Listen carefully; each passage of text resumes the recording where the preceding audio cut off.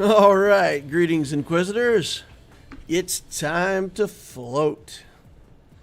Had to change the saying. It's not really time to rise anymore. It's just time to float around at the same level in Grand Arena to win 50% of my battles and stay at the same stay at the same GAC contribution. Or at least that's how I feel. Hard to get a win streak these days. Got to get this job into my account on Opticio, and then I'll launch into a rise sequence, I think. Same with Loquitur. Just waiting on Jabba's. Alright. Got a few people hanging out. Mithy Turquato says hello. Dank Ideal says hi. Jar Jar Binks is in the house. Sonam says hey yo. I said hi Sith Nation.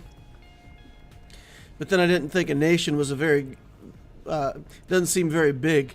In a galactic scope, a nation of Sith would be kind of like a fly speck, right? So I tried to broaden it out and figure out, like, how big of an area would Sith occupy that you could make a cool saying out of. Sith Galaxy, Sith Super Cluster, Sith something. Sith Fifth of the Universe. Don't know. Can't think of a good dad joke out of this or a good way to quantify it. So, if you guys got suggestions,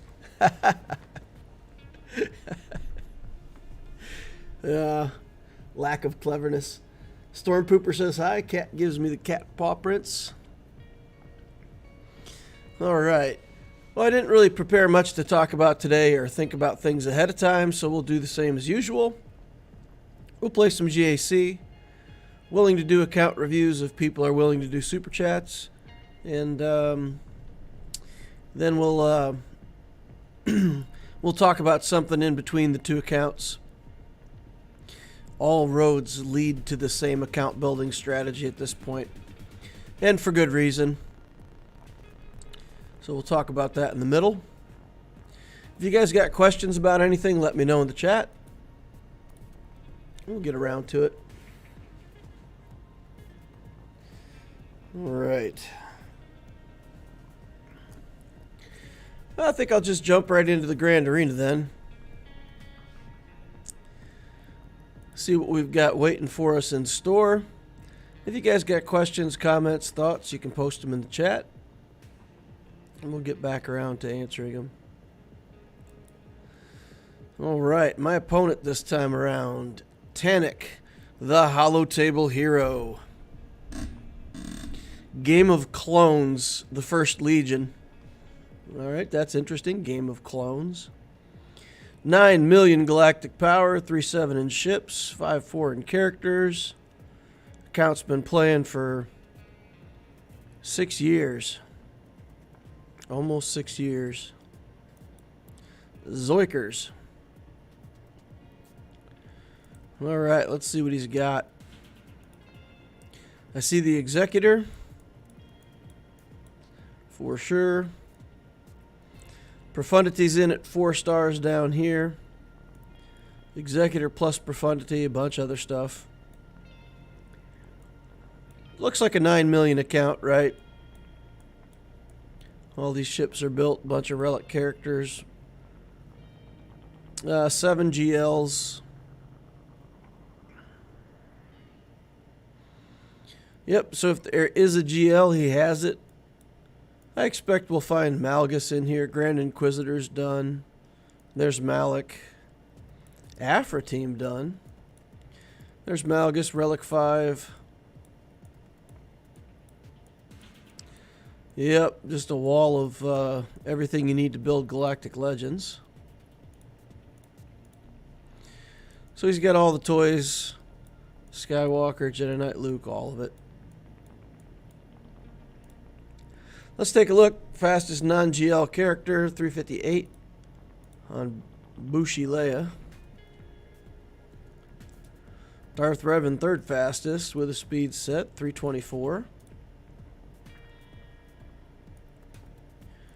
Let's go down to Rex and see how fast Rex is. Still over 300. 309.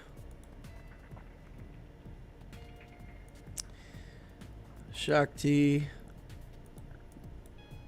All not a speed set. 299 speed. All right, my question is, why is a player like this in Kyber? Kyber 4. Right, we're in Kyber 4 still. We didn't move up to Kyber 3, I don't think. We lost the last round, right? Yeah, so we're Kyber 4. 7 GLs, 9 million galactic power. Slumming it down here in the bottom end of Kyber.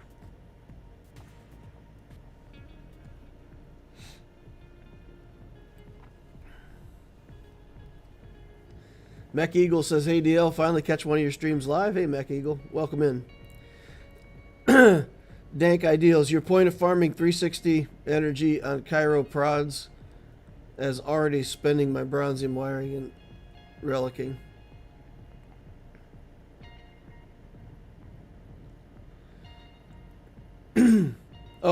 I got it. So your point of farming all of the Cairo prods has already used up all of his bronzium and relic materials. That's funny. Alright. Mech Eagle says, have you seen what the Phoenix squad can do with Captain Rex? No. Did you get the news about Captain Rex? Seems like Phoenix got the lifter. Oh, so it's crazy good Phoenix now.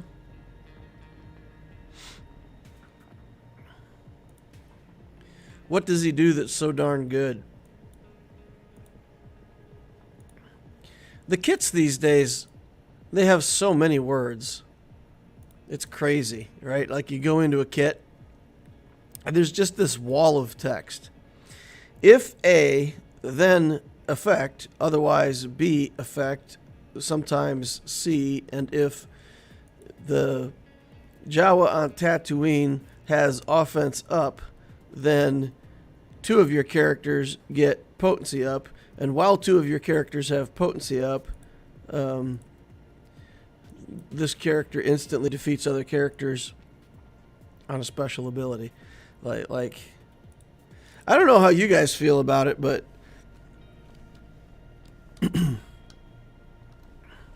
I go back and I look at Jedi Knight Anakin, right? And Jedi Knight Anakin says, hey, I've got some extra skills. Hey, I got this thing that does physical damage to everybody. And like, it's good if you have all Galactic Republic. And, hey, I got this reaction skill that happens when other people take damage. And my basic has a couple debuffs on it, right? Like, you can read this character and understand what the heck is going on.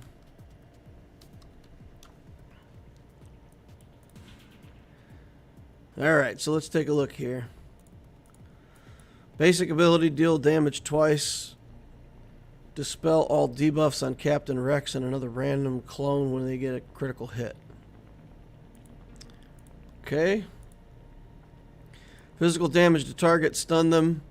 If it scores a critical hit, they all recover health and protection. If the attack defeats the target, reset the cooldowns of everyone.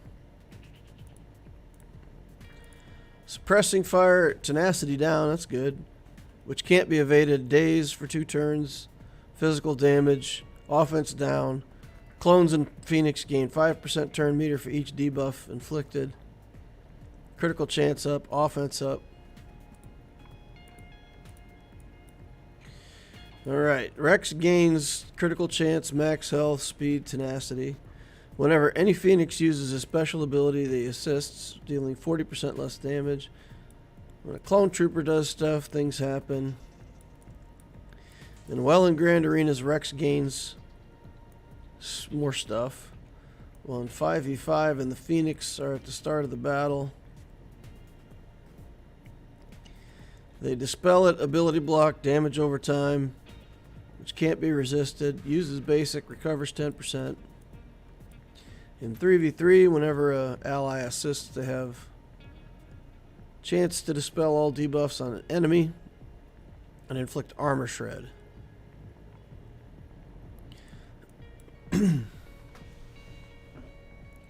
So what's he bringing to the Phoenix that's that good?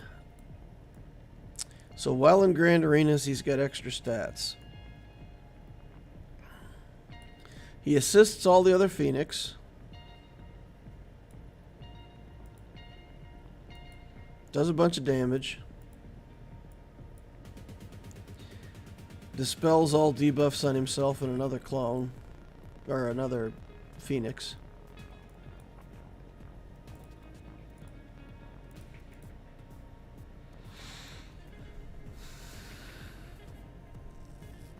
How does it make Phoenix that good? Does this turn meter like go off all the time?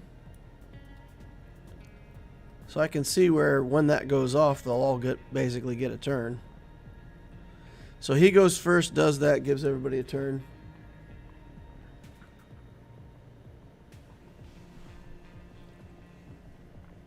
I achieved the goal of mine sooner than expected. I'm Kyber now, but I'm getting my butt kicked big time, says Sonam.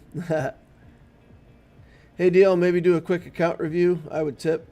All right, Dazgin, if you want me to look at your account, you just got to do a super chat or something like that, and put in your account code, and I'll take a look. But we're not going to put the account review up front and then have you run off with no tip. Greetings, DL and Inquisitors, says Antonio. Phoenix win versus Riva. Wow. Phoenix versus Riva is crazy. They're like in Imperial Troopers. The turn meter train is brutal. So that really, the turn meter train is brutal. So the turn meter train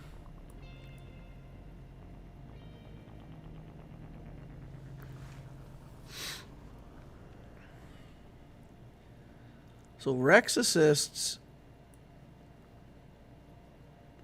If they get debuffed, he gains turn meter.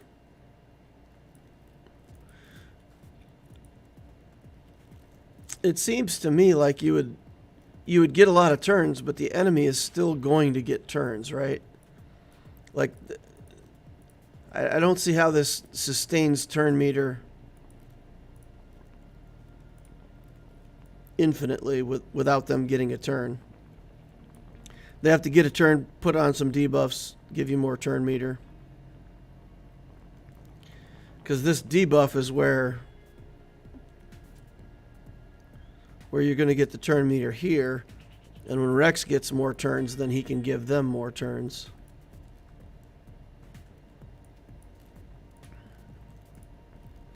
Yeah, this gives more turns. If an ally is defeated.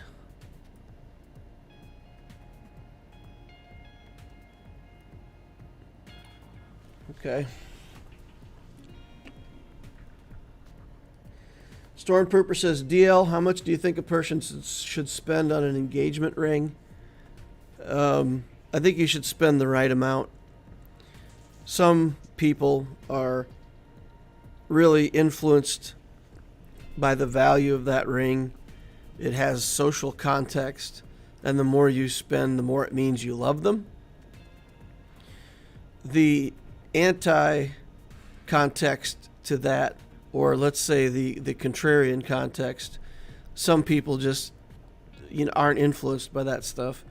They want to get married, they want a promise of some kind, and the ring doesn't matter that much.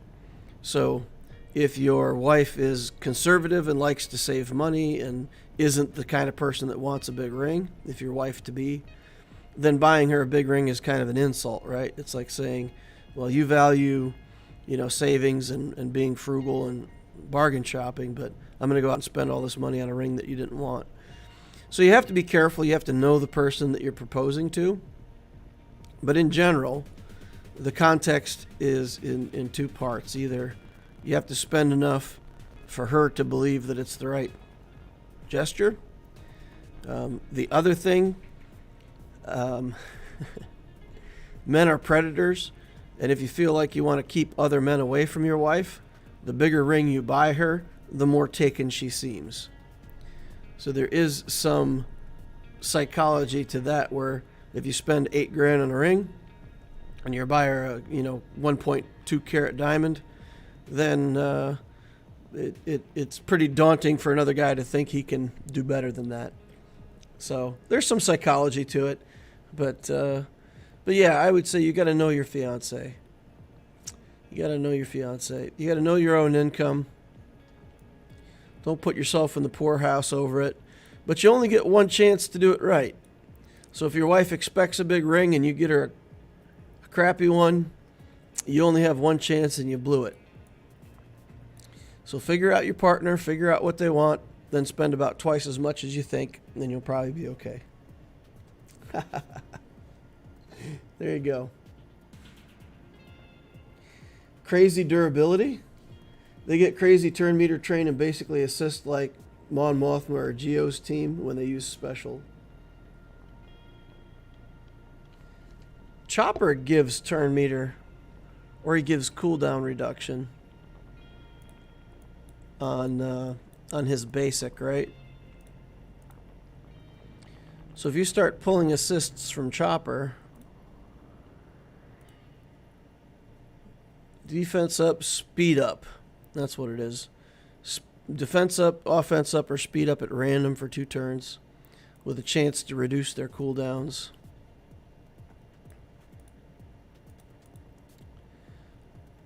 Does somebody else in this squad actually give turn meter? Offense down, scores a critical hit, critical chance. So all the turn meter stuff is coming from those Rex abilities. So you're giving Rex extra turns. Yeah, interesting. And then does Sabine become really good in that team? The attack additional 70% less, target is debuffed. Hits after first deal 75% less damage. So her basic is just damage.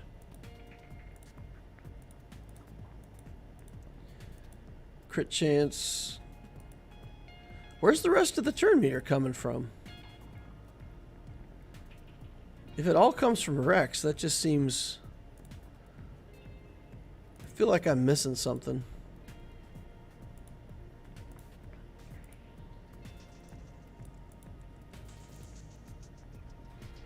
I'll have to look into that though for sure. If it's a trooper-like team, then we'll have to definitely get on that. The leadership ability on Harrison Dula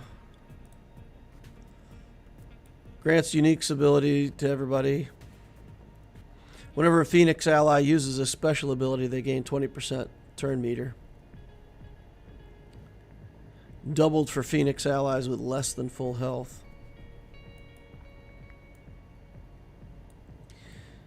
Territory wars. Okay, so that's... Okay.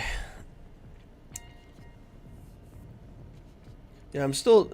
I only see one skill on Rex that's giving the rest of them turn meter. But basically every time Rex gets that, he gets to go. And then if Chopper is constantly giving him cooldown reduction, then potentially, every time Rex takes a turn, he's able to do that and give him turn meter. So I see how it could kind of weave together now. But it's kind of like Chopper's basic together with Rex's abilities, as long as, Chopper targets Rex with his cooldown reduction. Interesting.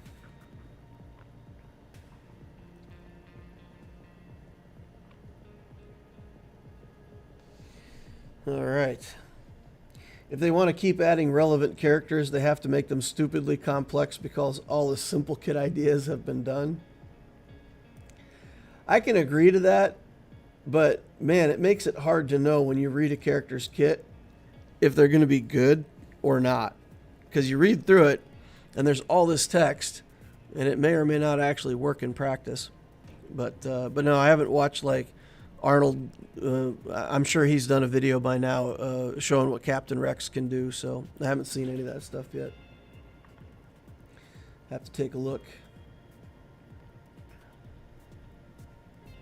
He shares his unique with everyone thanks to the Hera lead. So he shares this unique with everybody. Oh. Oh, interesting. Okay. So this is a unique that gets shared with Hera's leadership. Oh, that makes sense. Okay. That's what it is. That's what I was missing. I guess that's what I was missing. Yeah, if that passive gets shared,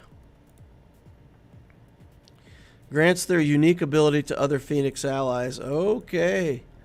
All right, so he gives... All right, so as long as Captain Rex is alive, then everybody gets that. Ah, that's what it is. All right, the lights are finally on. Thanks for that. Appreciate that. All right. Dasgan came in with the super chat and the account number. All right, we'll get in. We'll take a look at that account. Dank Ideal says, first time grinding Datacrons after 9. I finally got Dark Side 15% health and protection. Antonio says, engagement rings should then be like shrubberies. Nice, but not too expensive.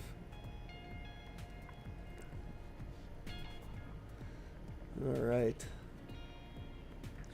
All right, well, let's take a look at the account review then.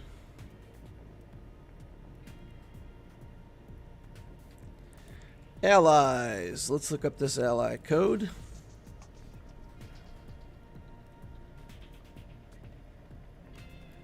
Uh, 798. Alrighty. Dasgan. Oh, man, I love it when people actually have the same name in-game as they do in chat. And I don't have to try to figure out if it's actually them. Tactical Genius in Letuva Pro. Stats in the account. Oh, 4 million. My goodness. If you're that close to 4 million, you just got to fatten up and get over 4 million and get into hard conquest. Go, go, go. Yeah, so artificially, however you need to do it, you need to get to 4 million so that you get Proving Grounds opened up and hard conquest opened up. 1.7 in ships, 2.2 in characters. Count's about a year old. Got the Executor. That's looking good. 6-star Executor. Malevolence is in. Negotiator's in. Not finished, but they're both in the house. That's good enough for a year, right? Executrix. We got some other stuff. We got the Chimera down here. Hasn't been built yet. That's fine. I mean, if you've got a Gear 12 Executrix, you don't really need the Chimera. Not at this stage of account development. So capital ship's looking good to me. Pilotless ships. We got the Rebel Y-Wing started. BTL is done. That's good. Vulture is done. Hyena's done. TIE Bomber's done. Good, good, good, good. That's all good stuff. A couple Relic Geos in the house. So we got a pretty strong Malevolence fleet then. That's good. All right, character-wise, what are we working on? We got the Executor characters, of course. We did Wampa. Jedi Knight Luke. Jedi Knight Luke is done, so I assume we're going for Jabba. Got the Aura Sing. The Aura Sing-a-Song. All right. So we built Executor, now going into Jabba the Hutt, looks like. Got Revan. Gear 12.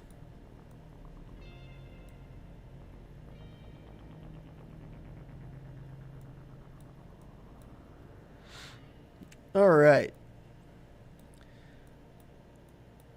So, what's the question, Dasgan? What is it that you want me to look over? if you're building Jabba, then I think you're really on the right path. You're going in the right direction. You're doing the right kinds of things. You're close to hard conquest. Your CLS team is going to carry you through conquest, right? We got CLS, Han, Chewie, C-3PO, Chewpio. So everybody's relicked. So that's, I mean, that's the cornerstone of your conquest stuff. You're getting Jabba. After you get Jabba, I would say, you know, look to Embo. Look to completely stabilize your Jabba journey with 2 full crate teams. So plan to continue to build Embo and split up your 2 teams in crate raid. I would recommend taking Jabba all the way to Relic 7, if not Relic 8, for the core team around Jabba. And that's quite a while. You know, that's quite a bit of account building. After that, I guess swing back around and do Jedi Master Luke, right? You have the Jedi Knight Luke already. JML would be an easy grab. If you could work your way toward Cat, start acquiring her shards out of the shop now, and just do that slowly over time. Probably take you 6 or 7 months to get your Cat built, but then JMK is an option. Honestly, I think that's probably one of the best options if you can get Cat. Finish out the Jabba journey, stabilize that, bring stuff to high relics, then go through the JMK journey, and then look at Jedi Master Luke. That's my thoughts. After Jabba was thinking about relicking the Sith trio, Starkiller, and JML. Okay, Sith trio and Starkiller are both Grand Arena builds. So if you want to build for Grand Arena, that's good. My experience has been on my Loquitur account, I built 2 GLs. Then I've been trying to build some non-GL counter teams, and I am dissatisfied in general with that strategy. I think you're better off just building Galactic Legends and making your opponent deal with it than building things that beat Galactic Legends, which are not themselves Galactic Legends. So, because I was on the Jabba journey, it made sense to stop off for the Jedi Knight Luke team, try to build the Fennec Shan team. So, I mean, I don't regret that stuff. But certainly,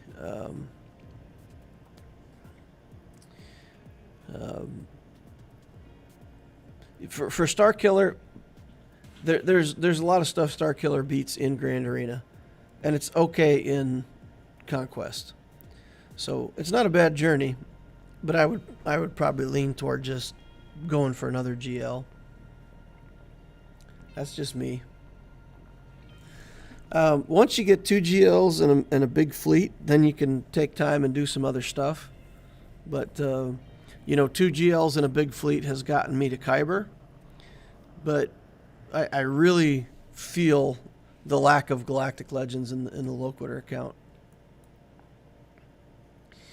I really believe that that's what's needed to get me up to the next level. Get me rising up again through Kyber. Take a quick look at mods just for fun.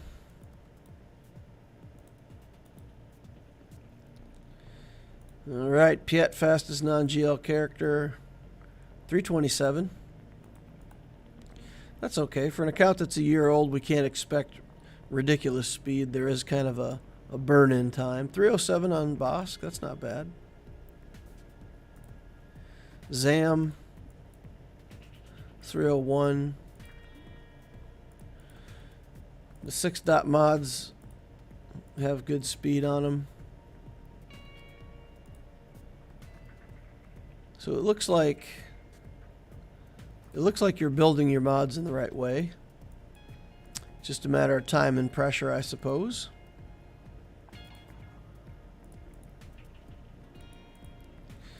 We have to accept some of these. Oh, 26 speed there. That's nice.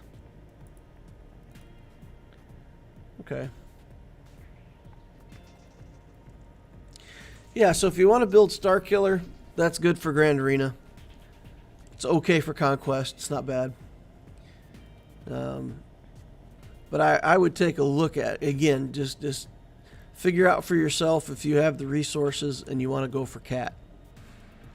You know, buy her out of the shops and get her for shards and get her out of proving grounds and, you know, do whatever you can to get Cat. And that makes JMK a possibility. And his journey is pretty quick. If you have Wat Tambor, we better check on Wat Tambor. I guess I'm making an assumption there. It's not a good assumption anymore, right? Because not everybody is doing the dark side Geo. Okay, 5-star Wat. So we would have to also finish out Wat. That's an opportunity. So even a 5-star Wat, your Wat doesn't need to be good at all. Build this character up and put a Zeta on him. He is way too good. Just at the start of the turn, at the start of the combat, he gets to go, puts tech on somebody, and he's done. It doesn't matter if he stays alive. It doesn't matter if he's good. He just has to put on one tech, and he's already paid for his character slot. So yeah, definitely build up the Wat Tambor. But if you can't get Wat, then JMK is off the table, right? Yep. Where's my Wat Tambor? Yeah, here he is. You know, trash tier Wat Tambor, gear 9. But just, you know, build him up, put some skills on him, and then get this Zeta where he takes a bonus turn at the start of the game, at the start of the match. And that character is definitely worth building. Definitely worth building and putting the Zeta on. There's a lot of teams where he makes a big difference. Dazgan says, JMK is a sad story. I don't have Wat. Yeah, okay. The guild's doing ROTE only. Okay. Yep. Okay, so for GAC, if you want Grand Arena, Sith Trio is good. Starkiller is good. JML is good. That would be a good journey. But I would, even if you do that as a path, take your time and build those Jabba the Hutt relics to the right level. You know, if you don't want to go all to Relic 8 for the crate raid, at least go to Relic 7 on the Jabba team and make that team really good for the territory battle and really, really hard to beat for your opponents when you put it on defense. All right, we got to get over and do some GAC. We're going to have fleet placement that we got to play today too. So we got to get into it. All right, the opponent gave me Jabba the Hutt on defense. I'm not sure there's anything I can do to beat this.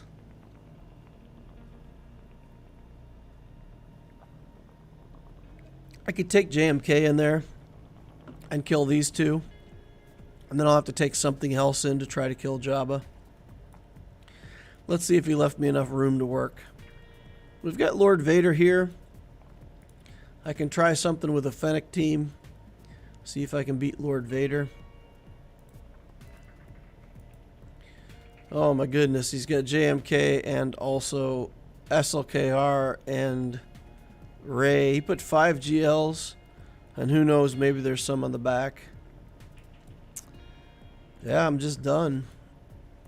I'm just done again. Well, let's go through the bottom. See what we can manage. See if we can get to the back. We'll have to be able to beat this Revan team with our troopers. So we'll take troopers in here. We'll beat this with something. We'll take a look. Maybe no Anakin in here, so maybe we'll look to the Radis team to deal with that.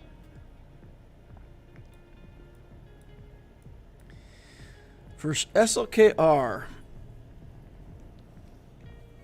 we've got to find a way to beat that with Jedi Knight Luke, right? If we can't beat that with Luke, we're not going to beat it.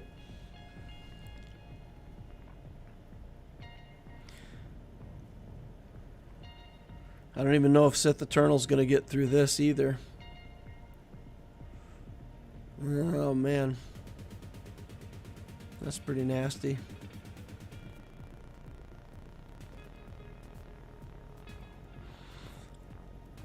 So we have the Sith Eternal here. JMK the mirror match. Pray for a victory here. Ugh. Nothing looks good.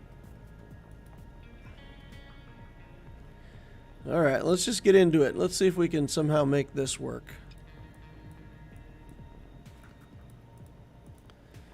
Jedi. So this is the power of having GLs.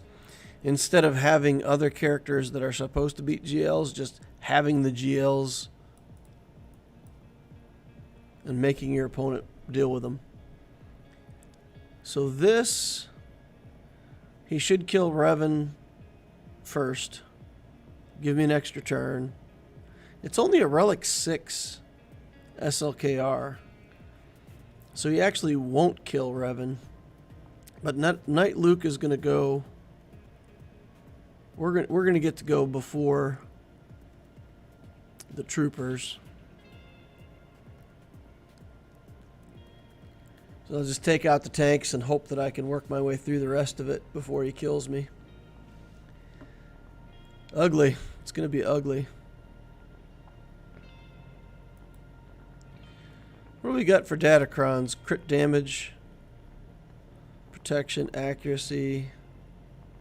I'm not real keen on the crit damage. Protection, health steal. Can't revive if you get defeated by Old Republic. That might be good, right? If Revan kills somebody, they can't come back. They can't revive anyway. There's no revives in the team. There's no Datacron.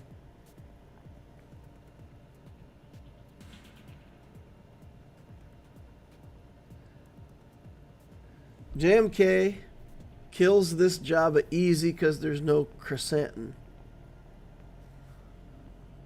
Okay. It was Boushh Leia and Skiff Lando. So with no Chrysanthemum, JMK, use Cat to kill Boushh Leia, and then kill Jabba before it times out.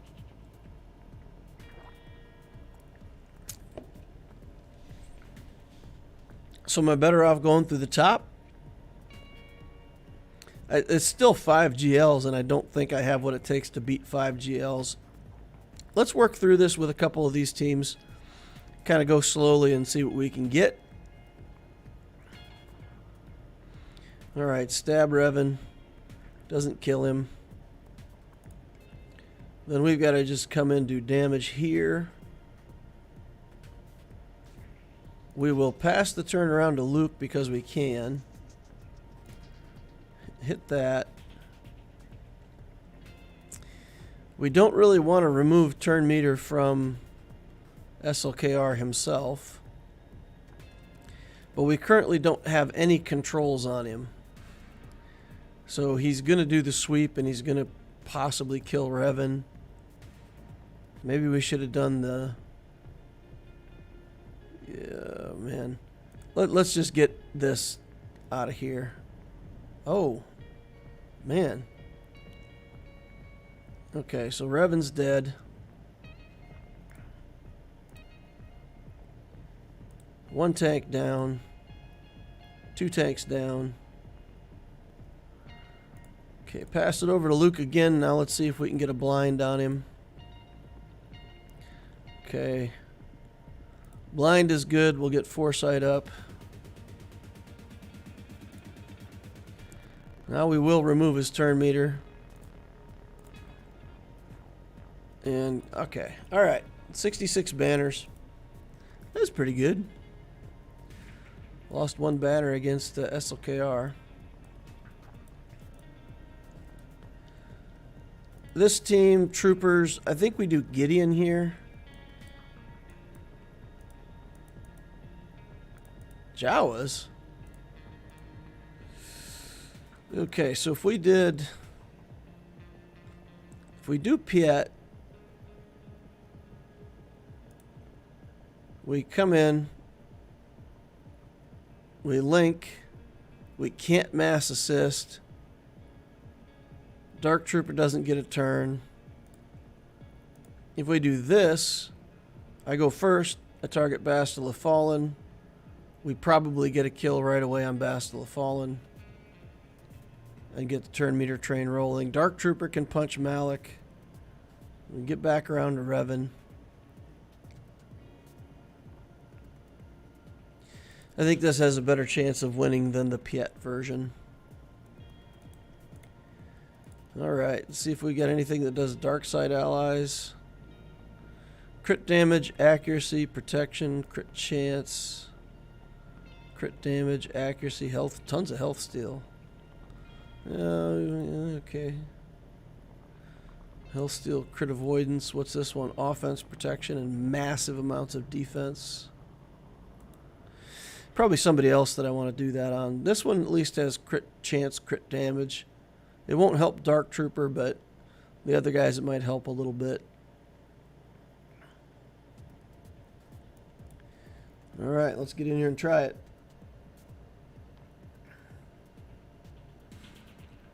Adelhan says good evening.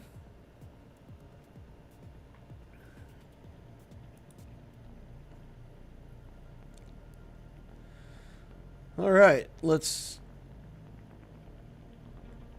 see. Yeah, I got a drain turn meter here. There's nothing else that I can do. And oh, I didn't get a kill. Oh no.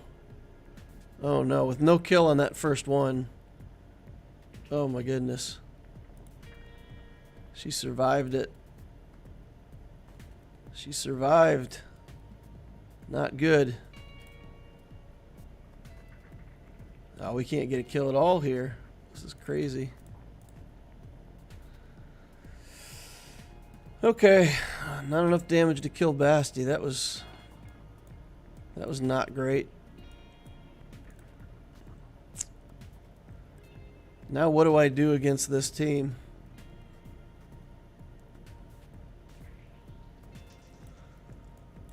What do I do here?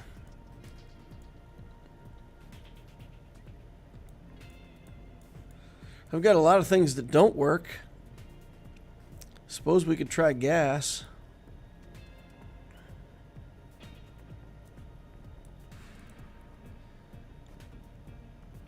Just go up top, take a look at the top.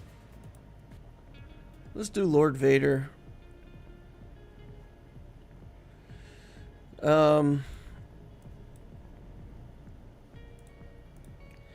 If we did Fennec,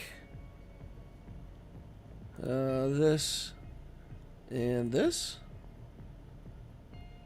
I guess, and then try to do something. Maybe put that armor one on him, on these guys. The armor's not going to help though, because we're going to have damage over times all over. Health steal, crit chance, crit avoid, protection, extra protection, and crit damage. We'll take this one.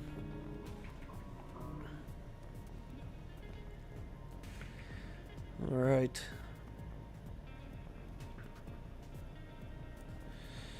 So basically we got to try to clear as many debuffs as we can and get rid of the nasty parts of that.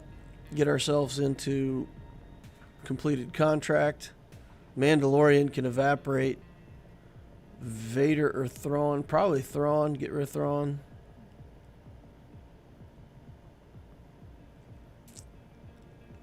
Yeah, let's try it.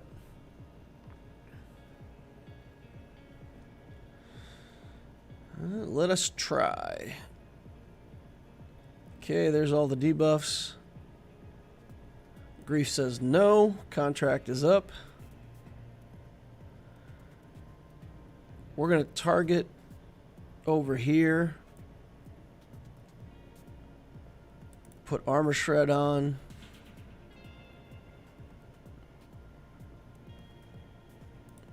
We might be able to kill Thrawn straight up. There we go. Alright. We're going to go ahead and do the mass assist here because I can evaporate Vader the next time I get a turn.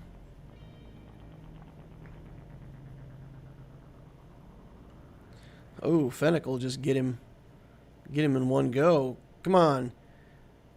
Use your feet, lady.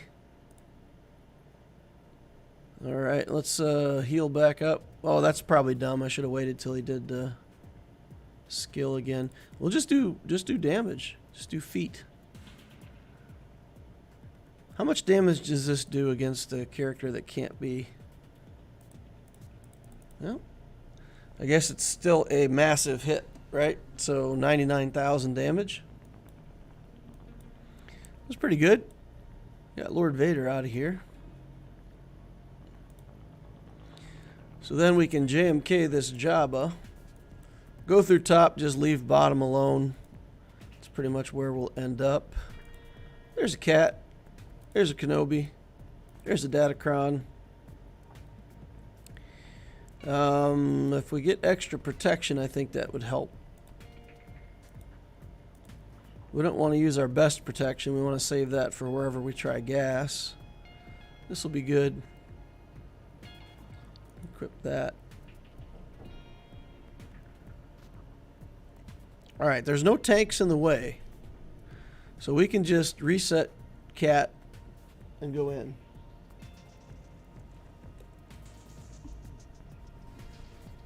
Alright. Gotta help with some dadly duties here.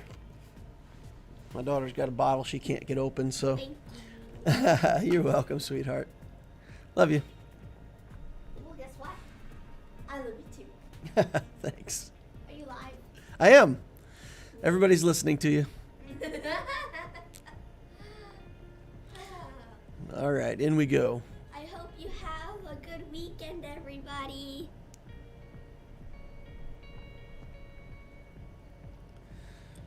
All right.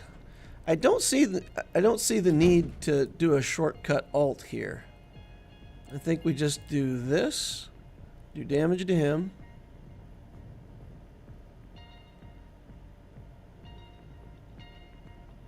Swap with the cat. Reset here.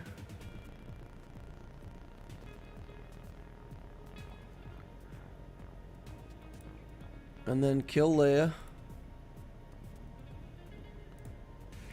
And get back on Lando.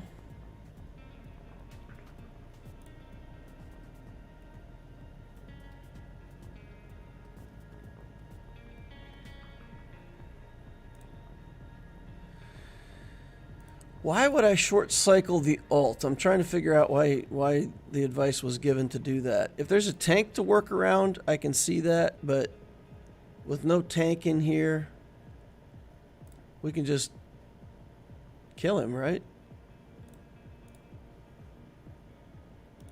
Okay. Here's Jabba now. He's eventually going to kill Kenobi. There's really not much. Let's put one armor shred on him, and then we'll just start stacking up the damage to try to cap off Jabba in one hit. Alright. Got to get this healing immunity onto him. Save up our damage.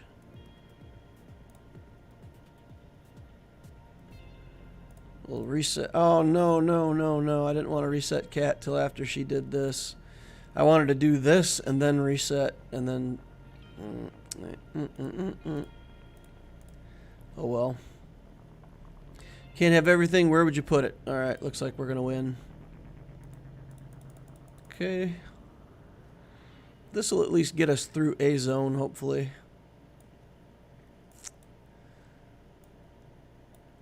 Alright, so we've got a Newt team, a Bounty Hunter team, and this team is no joke. What do I want to do here? Maybe CLS? Do CLS here. We can do CLS with the robots. And then we just got to kill... Nope, that's not what I want. We'll do CLS with the robots and we'll kill Radis first.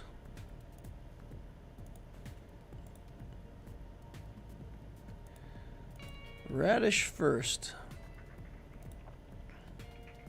Hellsteel protection. Defense. Crit avoidance. Sure, doesn't look great, but we'll take it. Alright. Short alt is versus Chrysanthemum. Alright. Let's see what we can get done here. Let's do the alt and try to get rid of stuff. On Radis anyway. Damages. Jin is like, no, target me. Target me. I'm like, nope. Sorry, Jin. Not gonna happen. Although if she gets him resurrected, it'll make me sad. Alright. We're good. No res for you. I'll try to get back a banner here real quick. 56.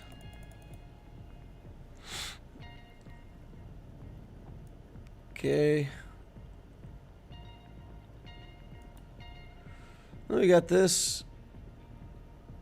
We can do gas here. We can do something crazy like Dash Han Chewie. Maybe we try Dash Han Chewie against that team down bottom. You know what? I think my best chance if I actually want to try to beat that... If I want to beat that Darth Revan team, might be to go with Sith. See if I can get the Sith Triumvirate to work down there. Alright, this. Now this is a goofy matchup. There's a lot of teams that will struggle in this matchup. Because you get extortions on you, you get stunned. Once you're stunned with an extortion on you, the extortion spreads. And then pretty soon that team's just taking a billion turns and you don't get to go. And it makes you sad. Your face turns down in a frown. And then you're dead. So if we can get a team that has enough damage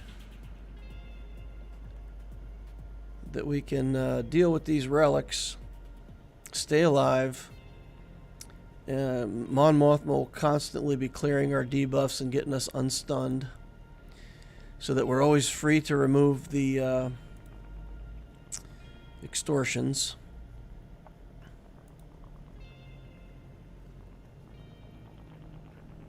With the new DC set, Padme with Gideon can beat the Darth Revan team. With what Datacron? I'm not sure I understand how the Datacron set is helping with that. What Datacron are you talking about that's important for the Padme team? We'll do this. Don't want any counterattacks at the moment.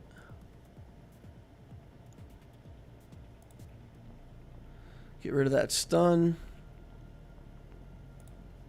Get rid of that Newt Gunray for the first instance.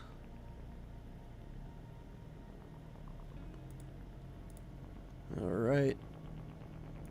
Get rid of the debuffs. Get rid of the extortions. See, now he's stunned, and we'll get rid of it, right? That is such a big deal in this matchup, being able to manage those stuns.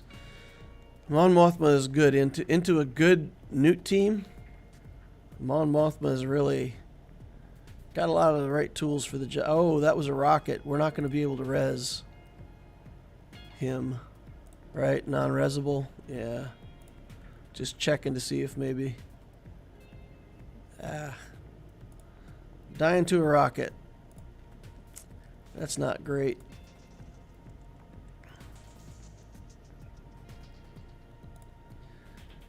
Alright, but we'll get him. Oh, I can upgrade my guy.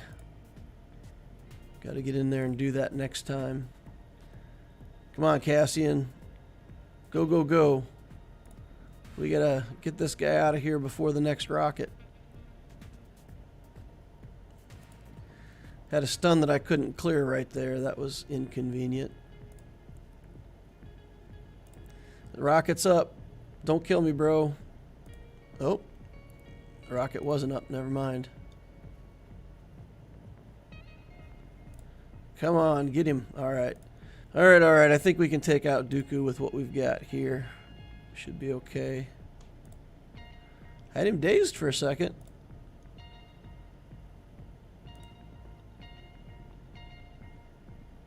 Alright. Got it. 53 banners. Not pretty.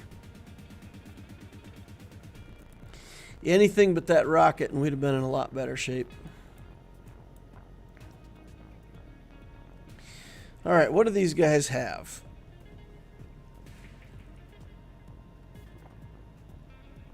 I feel like the answer is not enough damage to kill Wampa. Right? Can we just bring Wampa in here? There's no auto stuns. Embo can do some damage, but he's not going to kill Wampa. Bosk is tough, but Wampa will eventually ramp up to 1 billion and kill him.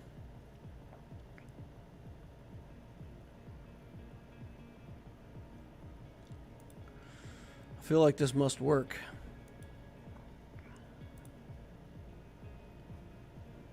A little bit of extra health steal and protection.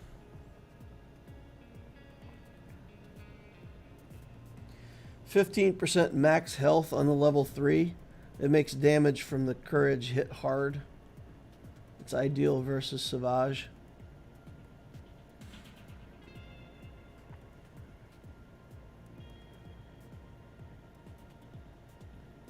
Makes the damage from courage hit really hard. Courage is based on the targets, though. How does that help at all? Because the courage stacks are protection up based on your health, so it's true that you get those courage stacks based on your health, but it's percent. It's the number of stacks. It's the percent of your health and then gets converted to stacks, and then when you do damage with those stacks, it's based on the enemy's hit points.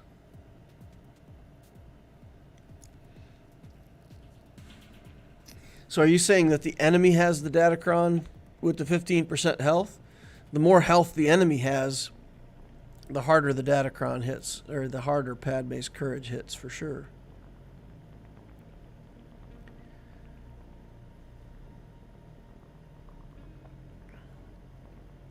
Pew! Alright, Wampa in the house. Get Wampin', brother. Get ramping. Get smashing on this Bosk. Got healing immunity on him. Every little bit helps. Got a bomb on me. You dropped a bomb on me. Womp. Embo just died of fright. Did you see him? He started his turn and he's like, no, I must go. Wampa too strong. That's what Embo sounds like, if you guys didn't know. Whoa. Alright, so we've got 1 GL, a bunch of garbage down here. I do want to see if I can beat this just for practice. Always got to practice. So I think it works better this way. I tried the Nihilus lead here before, and I was not successful with the Nihilus lead.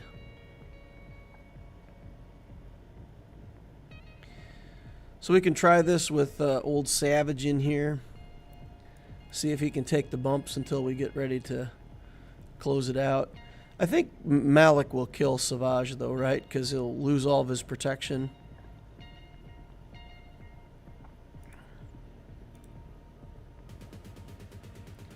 Get the zappies down.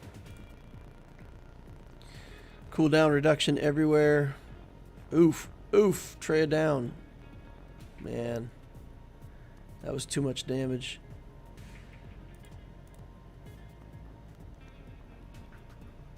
Yeah, there it was. There's the combo. Yeah. That's a shame. I just don't know what I got against that team. Don't have many tools left in the toolbox.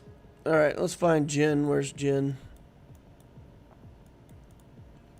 Jin looks enough like Bastila to me that I get confused when I see that. I look at it and I'm like, oh. Picking the wrong one again. We'll take Biston for just to have the pluses from more Rogue One characters. Recover health.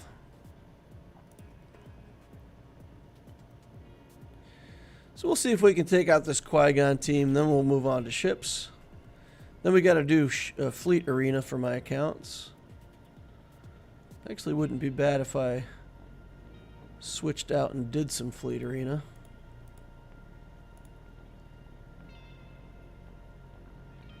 Oh, got rid of those foresights and they just put them back instantly. Alright.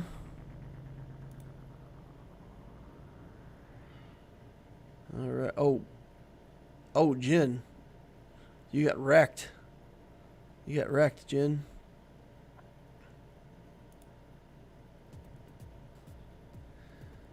Okay, let's see if we can get a turn with no foresights up on these guys. Do a little bit of damage. I don't know. Steel turn meter, get a stun maybe? Something? Nothing? Alright, nothing. The answer is nothing. Okay. Yoda bouncing around. Getting the full kill on people. Trigger some exposes at least. 86 on the ult here.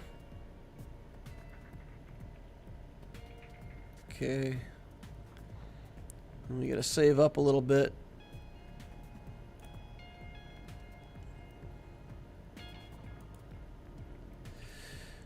Alright, we gotta try to get the foresights off.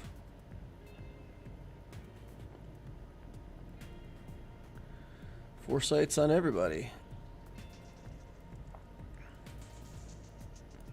This doesn't say it can't be dodged, right? Deal true damage which can't be dispelled, evaded, or resisted.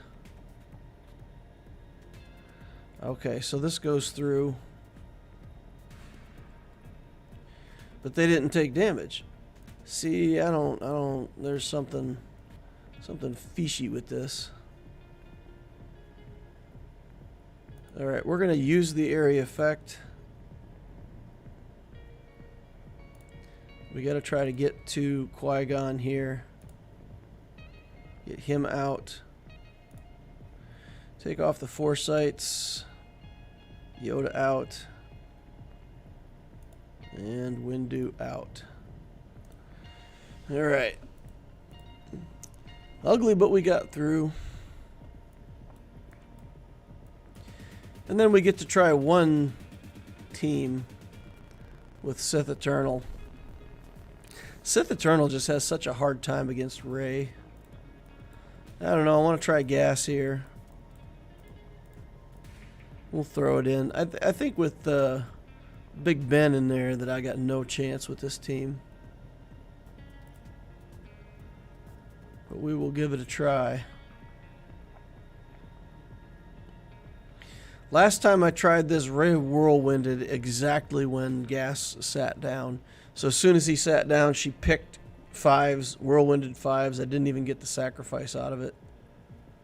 It's pretty awful, really. Hit Rose Tico, I guess.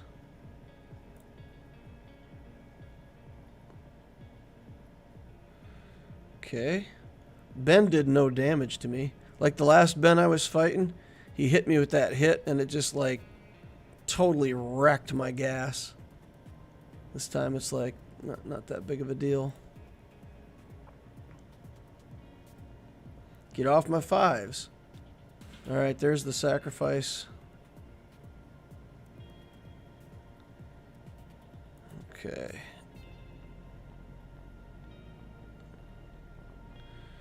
And of course I get that exactly when I can't use it.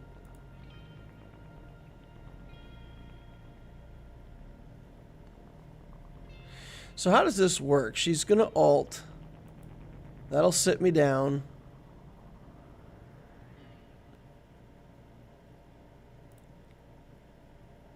Alt, sit down. Now I can kill solo. The problem is I may not have enough damage to actually kill him. I don't know. Let's kill Rose. Nope, not enough.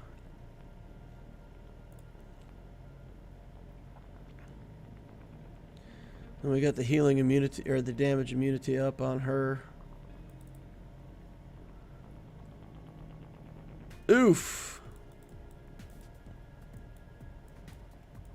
Yeah, I don't know how to get through that. With one less character, I'll throw Sith Eternal in there, and we just gotta try to figure out if we can make this work somehow. Maybe I'll put in Armorer.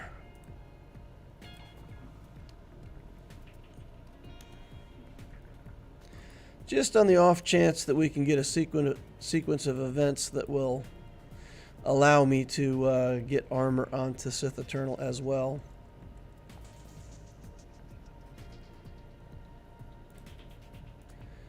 Alright, put that on. We'll link them up, because that's what Sith Eternal Emperors do.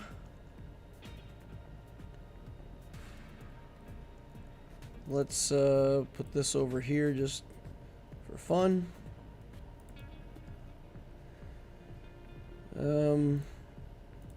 Just gonna put on 2 stacks. Don't have the counterattack, but it's better than trying to use her and getting her killed and not being able to do 3 stacks.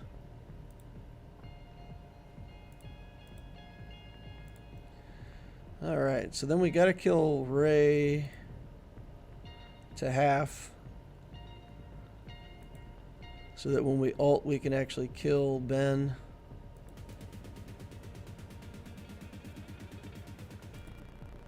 Sure, why not?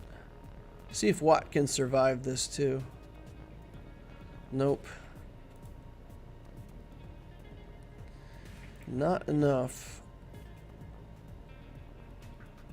Okay.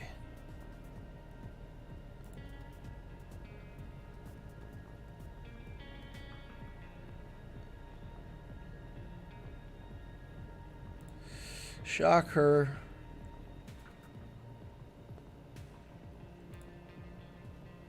Do that.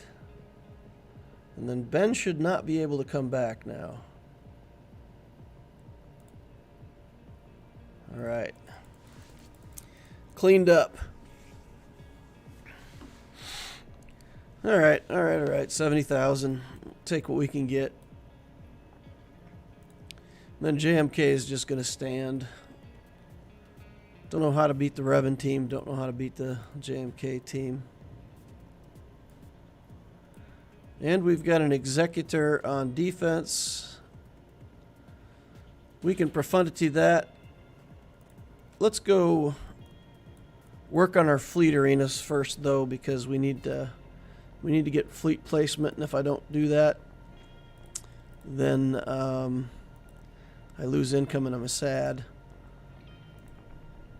All right, let's look at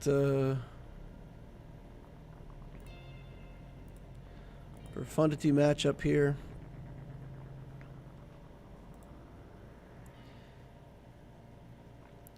My placement gets pushed down further and further all the time. Like, it used to be that I would log in and be at like number 11 and be able to climb to the top pretty easily. There's days now where I log in and I'm like number 27. And I've literally got to play all 5 matches to get back to the top. So I've thought about, you know, playing one last match with my Executor, trying to get my Executor in there to hold placement. But I'm not sure that's worth it. I'm not sure my Executor is that much better at holding than my Profundity would be. Alright, so we can clear off this taunt. Get over here. Take out this IG unit. Halfway to the alt already. Good assists there. That was nice. Just keep taking the assists and doing the things and getting the alt meter going.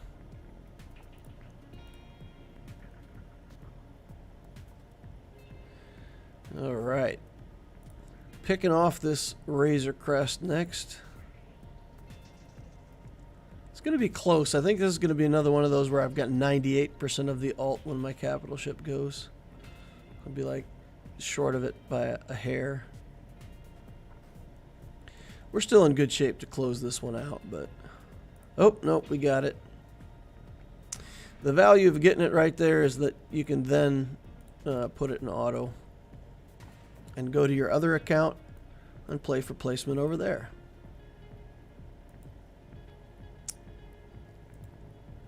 Knights of the Biscuit, KOTB.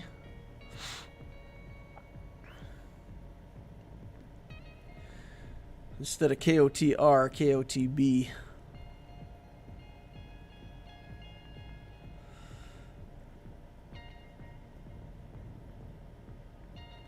Knights of the, okay, okay. Let's get in here, clear that out, start the sequence. Ooh, got too many dodges. That's not good. No dazes. Alright, this will probably be a loss. I'm probably going to lose my Oot Rider right away. Oh, they targeted Millennium Falcon for a second. I may be able to salvage this. Maybe. Alright, give me a turn on my Outrider so I can heal. It's going to be close. Gonna be close. Just those few extra assists that the Xanadu Blood allows in the beginning. Double attacks, extra breaches. It really accelerates the opposing team a long way toward the ult. So then we gotta, you know, kind of do well or get lucky in the rest of the matchup, or they get to the ult before we do. Seems like we're going to pull it off, though. And then we'll go back in and we'll do our Grand Arena version of this matchup. See if we can win that and clear fleets. And that's, you know, the 80-20 rule, you know. 80% of the time you get an assist in that opening volley, and like 20, maybe closer to 30% of the time you just don't get any assists, and it just you get wrecked. Okay, let's go back to the Grand Arena then.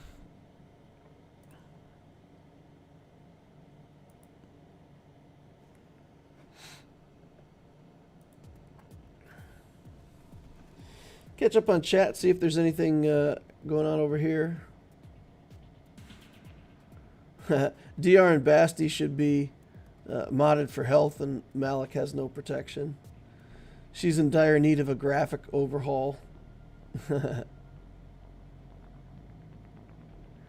You can't execute Ben if Rey has more than 50% health. Yeah, exactly. Yeah, I couldn't have killed him, and I didn't have enough damage to kill him anyway. Like you have to take enough clone turns that the execute, because it does damage based on the number of clone turns that have been taken in the combat. So when the first time he gets that execute skill, it's actually not that powerful, especially in a gas team, because only one other clone has been taking turns. And it's really kind of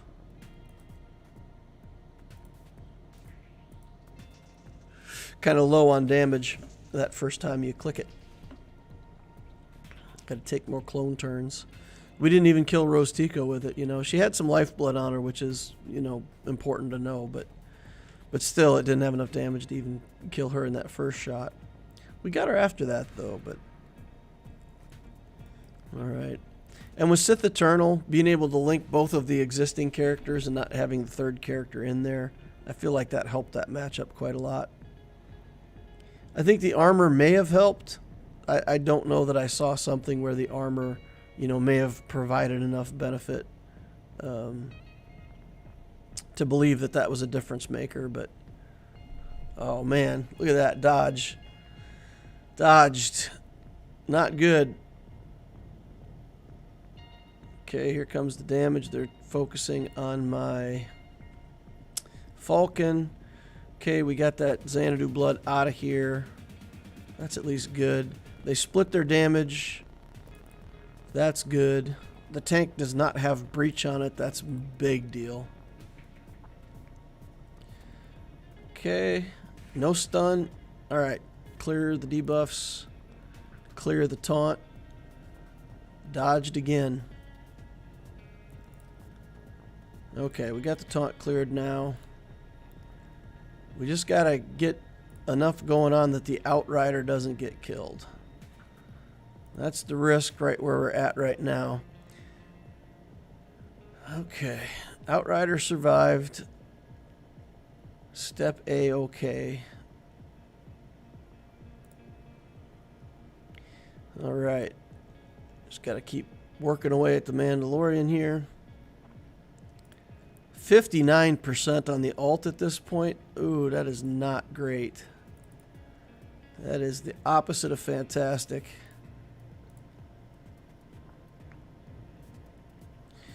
All right, but we got the Razor Crest out, so I don't think he'll be able to get to the alt. And he brings in a non-bounty hunter ship on this reinforce. So I think we're good. I think we're good. We'll heal everybody up. That should get us all the way to the alt now. All right. All right, all right. Pulled it out. Now we can just put it on auto. I don't think there's anything necessarily that we can do to save banners here. It's going to be what it's going to be.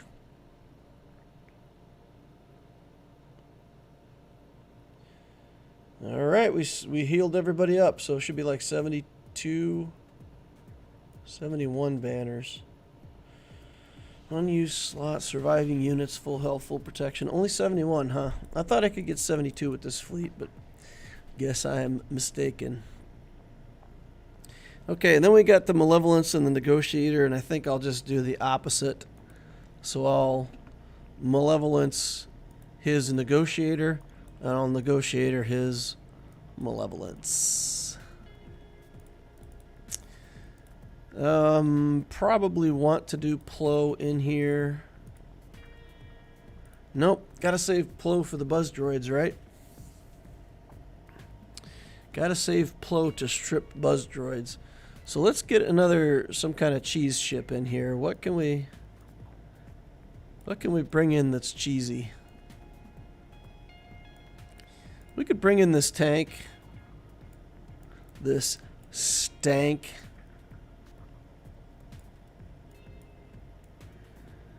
or the shuttle, or the echelon. We just need something to hold place. I really wish I had a stealth ship in here. Gonna have to make this work. Alright, let's go. Playlist says, what's up, Loquitur? Hey, playlist. AP says, hey, DL, what happened with the weekly account progress videos? I missed a week. I spent my entire time last weekend doing the gear video. So I got the gear video. Gear video, yes. All other videos, no. That's what happened. So I'll catch up on the Loquitur video. And we will do a TCO video. I've got the progress on the TCO account recorded. So I'll be able to... Oh, come on. I got dodged by the 5s. And then he didn't take a turn. So I got buzz droids on no one. This is bad. Alright, get some buzz droids on some people. Let's take this tank out if we can. We get Anakin marked, so we'll take him. Okay. We just got to target something with buzz droids.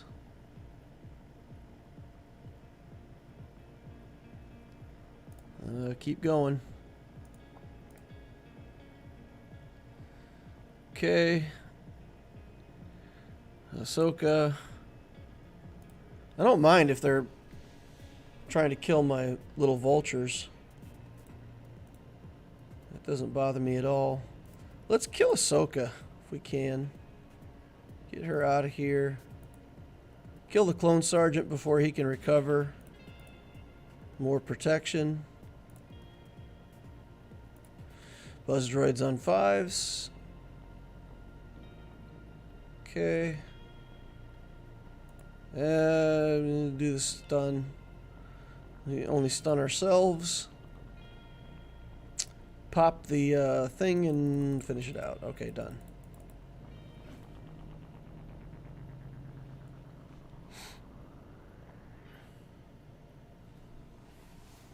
I just put the leader Zeta on BAM for his ship, and he's an MVP in Conquest. BAM Zeta bought 5k power to Razor Crest as well. That's crazy. Zetas bring a lot of galactic power and therefore stats to a ship. That is true. That is true. And it's not just BAM, it's true for ships. Yep. Putting the Zetas on character. Like if you were to build a Relic 8 Piet and get Executor and only have one Zeta on him, it would be a significant decrease in your speed and effectiveness. Okay, we'll just do the mass assist here. Try to get dazes on ships. Get the taunt up. Oh, still didn't kill that little guy. We can target him, do this skill, damage everybody. Okay, only fake buzz droids on the field now, or vulture droids. Then we'll bring in Plo. We'll clear off all these buzzies because I don't like them. And I really do want to kill that stupid tank. But I gotta wait. Wait till we kill Sunfac. Oh, they got my Plo. They annihilated my Plo. Alright, we're going to do big area effect here. Keep the spy out of stealth with the buff immunity. Oh, of course, you get taunt back now. When I wanted to kill you, you didn't have taunt. Now that I don't want you to have taunt, you have it. You're annoying. Let's do this. And let's call in some extra protection on him.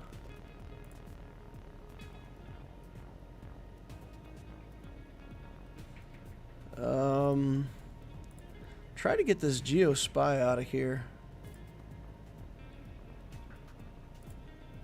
That's got to be a relic spy. That ship's taking way too much to kill. Well, now I'm going to get buzz droids on because the this ship has buzz droids up again if I don't kill him right here. Big hit. All right, all right, all right. 5's MVP.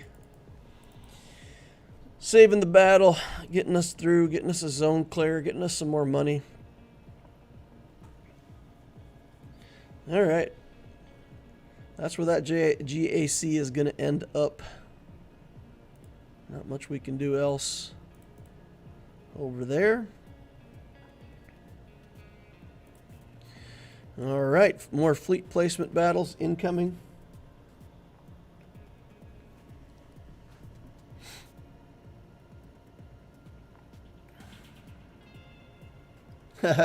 Mithri Taquato says, it can't be said too often, the gear video is pure gold. Yeah, I know people wanted that, and I somehow missed like a few critical things in there, and it kind of irritates me. So somehow I completely missed the slide on the gear to keypads, and that like, it frustrates me that it didn't make it in there. It's on the list of gear that you need for the characters that I selected, but I just missed it, you know. But for those who watched or wanted to know or, you know, didn't figure it out, the gear to keypads you want to make with gear. So it's the same thing. You want to buy gear with your Mark II raid tokens and convert that to the keypads. They're too expensive for the Mark III tokens, and they're too expensive with crystals. The most efficient way is to build them with gear.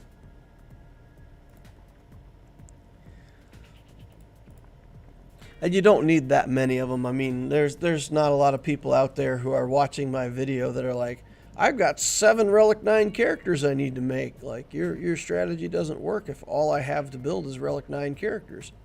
So, I think the keypads are a relatively low quantity requirement for most people. So just build them out of gear. Buy the stuff. I think it's what, furnaces, data pads, and it's funny.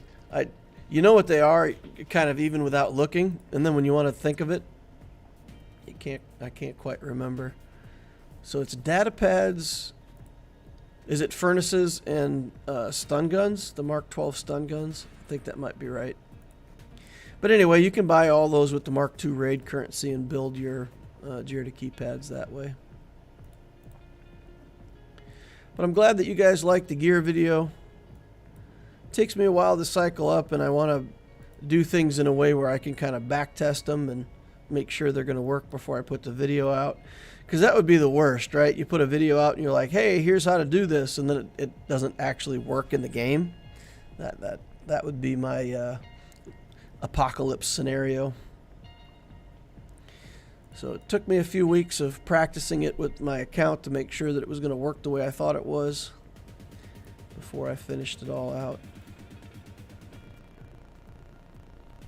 Playlist says every useful pilot in every fleet should have their Zetas. Every pilot that you need to have at the appropriate power and speed should have their Zetas. So just I'm qualifying that because it doesn't automatically mean that you need to put Zetas on everything, right? This is lost. We didn't get our assists. We lost our little Oot Rider. So there's no reason to even continue with that. We still have to finish out squad battles for the day to claim our stuff. I'm practicing my SLKR matchups over here. So we need to find an SLKR that we can practice against. And practice.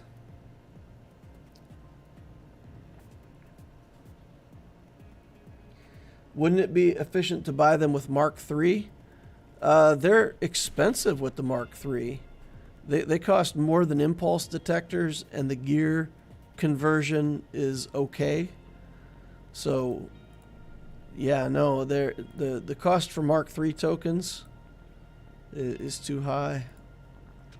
It's too high respective to what you can get of the other applicable things with the tokens. So I hope that makes sense. It's just that if you could buy... Oh, red's going to go crazy here. Bam. All right.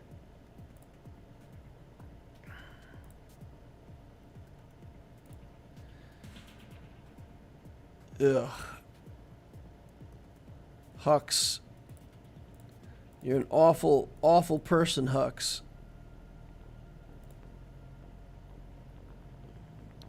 Oh, Hermit Yoda. Smashed. This is going to be a loss. I don't think I can recover from this. And he gets like a 2-turn alt off. Oof.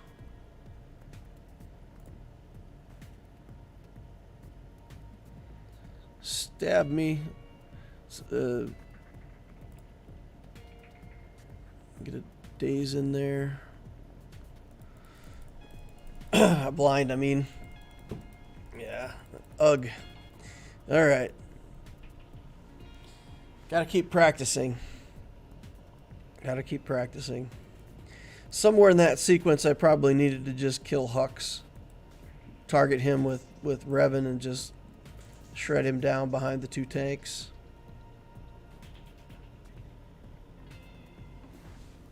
What speed is my Luke? I don't know, like 243 or something like that. It's hard to make him too fast because he's like super slow as a character. But he's got pretty good mods. 253. So plus 141 speed. Yeah, that's as good as I could do with what I've got, and also all of the other characters that need so many good mods these days.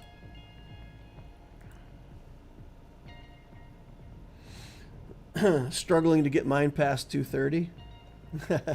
Yeah. Yeah, it's hard to get him fast, that's for sure.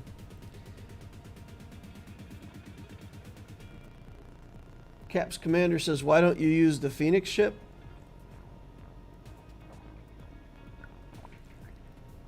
I found a more comfortable routine with what I've got. I think the Phoenix ship works better if you've got a 7-star profundity. If you have a 7-star profundity, then you bring in your first reinforcement and you can quickly bring in your second reinforcement. With a 5-star profundity, the speed is slow enough that it feels like that second reinforcement that you get comes in too late. And I want to use that double assist. So with a lower star profundity, using the double assist on your Falcon, getting those attacks out. Every time the Falcon goes, somebody else assists the Falcon. So I feel like with the lower star profundities, bringing in the Ghost and the Phantom, or the Ghost, I should say. No, let me get this right. The Ghost is the main ship. That's the one I use. So bringing the Phantom in is gets you to the alt slower. So that's the problem. The problem is the stars on the profundity. Or at least that's what I've seen. If other people with 5-star profundities, are having success with that, then let me know what you're doing, because it works less well for me that way.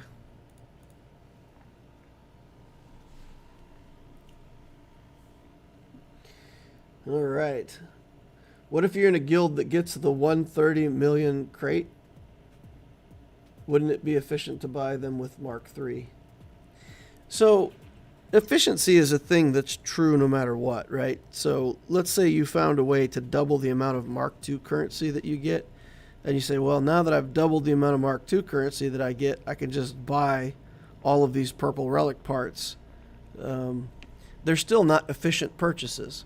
So even though you could do it, and you might have enough extras that you could make it work, it's still not efficient to do it that way. So that's the thing. If it's not efficient to do with 700, getting more token 3 doesn't make it efficient just because you have more token 3.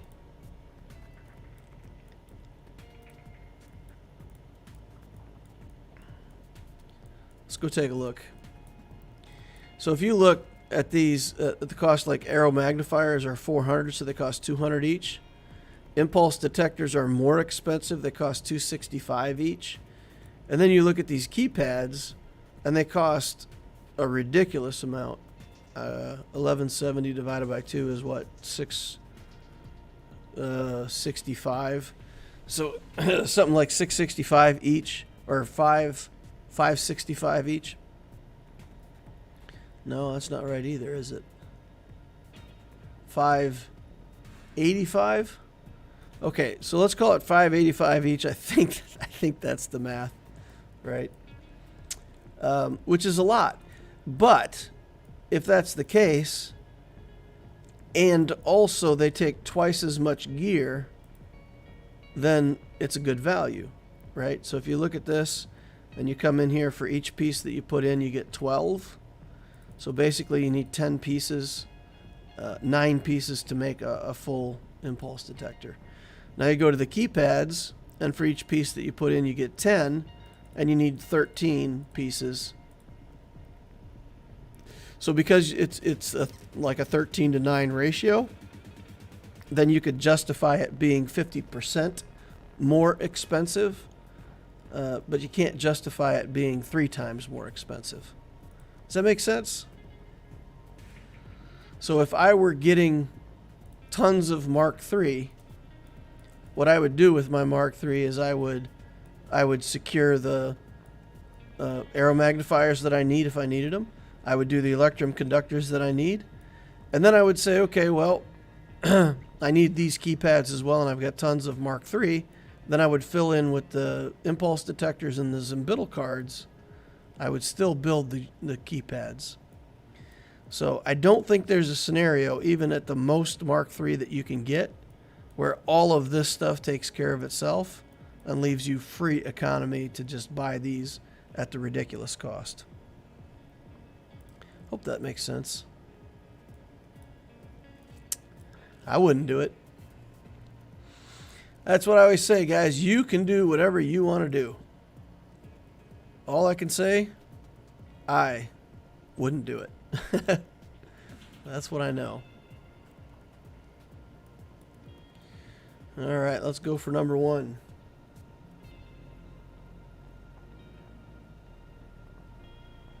My guild slogan is 585.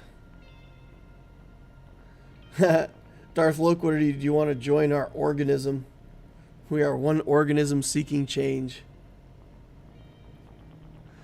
That sounds more like a cult. So, sure, I might join your guild, but I won't join your cult. I've got my own cult. We can't merge cults. That's not going to work.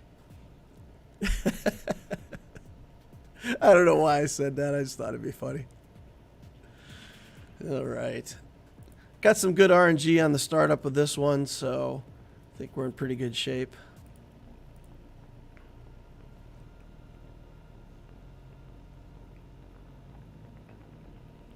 Spending should shift in a way that helps the bottleneck whenever resources increase. R9 isn't even worth doing on most characters. Okay, Whiskey Hoarder, we have to put an identifier in there as well.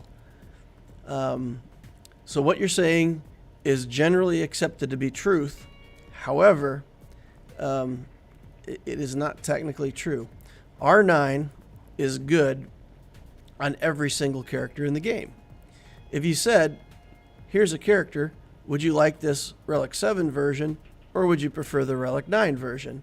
Everyone, including yourself, is always going to take the Relic 9 version. The problem is that among super scarce resources where you can only build one character to Relic 9, there's a whole lot of characters in the game that you're never going to put Relic 9 on, right? Because it's not worth the resources for that particular character. But make no mistake, putting Relic 9 onto any character will make it better. Relic 9 is really makes the character more durable. So with a lot of characters, even if you couldn't, like, the amount of offense that they get or something isn't significant, the fact that you could remod them just because of their increased durability and let the relic carry their durability makes it insanely good. Yep.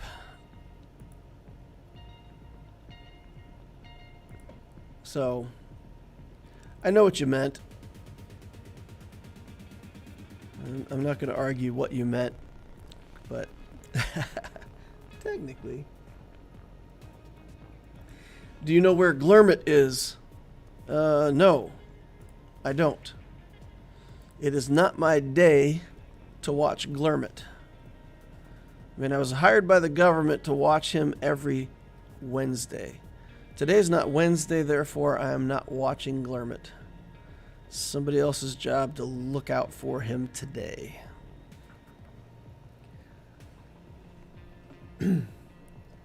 Tremendous amount of resources and hardly ever makes a difference for anything unless it's the perfect ship or something. Oh, Relic 9? Yeah, Relic 9 is a ton of resources. Yep, it really is.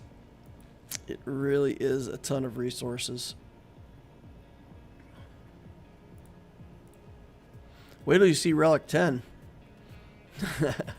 You know they're going to put Relic in the Relic 10 in the game sooner or later, right? Like, given a long enough timeline, you can't. People can never say never, because if this game went for 100 years, somewhere in that time span, for sure there's going to be Relic 10.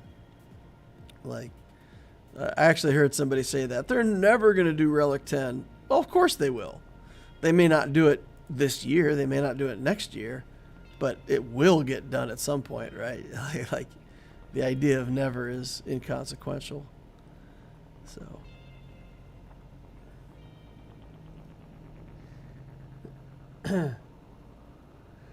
I haven't seen Glurmit. I need to check to make sure he's okay. All right, well, good luck with that, my friend.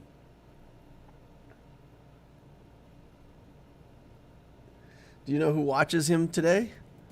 Nope. I'm not privy to such information. That's held at a higher level of confidentiality than I'm cleared for. That's top secret. Top secret, and I'm only cleared for mid-level secrets.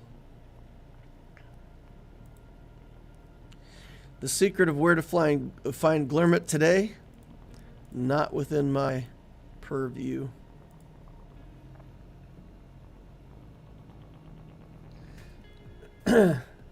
Thank you for your sacrifice. It takes a true hero to look after Glurmit.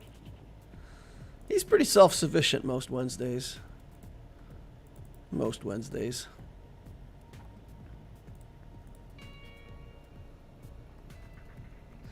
I Relic 9 Darth Revan, even if he's a good character, it was painful.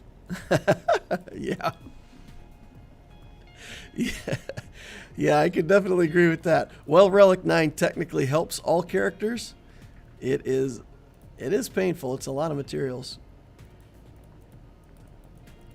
A lot of resources. Well, now I have a dilemma, because it's 7 minutes until my payout. And I have not achieved top 5 in fleet. And I'm not going to achieve top 5 in fleet unless I do a refresh.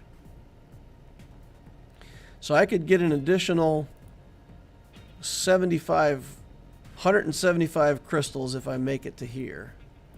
So we're going to try to trade off 50 crystals against 175. And we got to pray for the good RNG, or we get stuck with a 200 crystal payout today.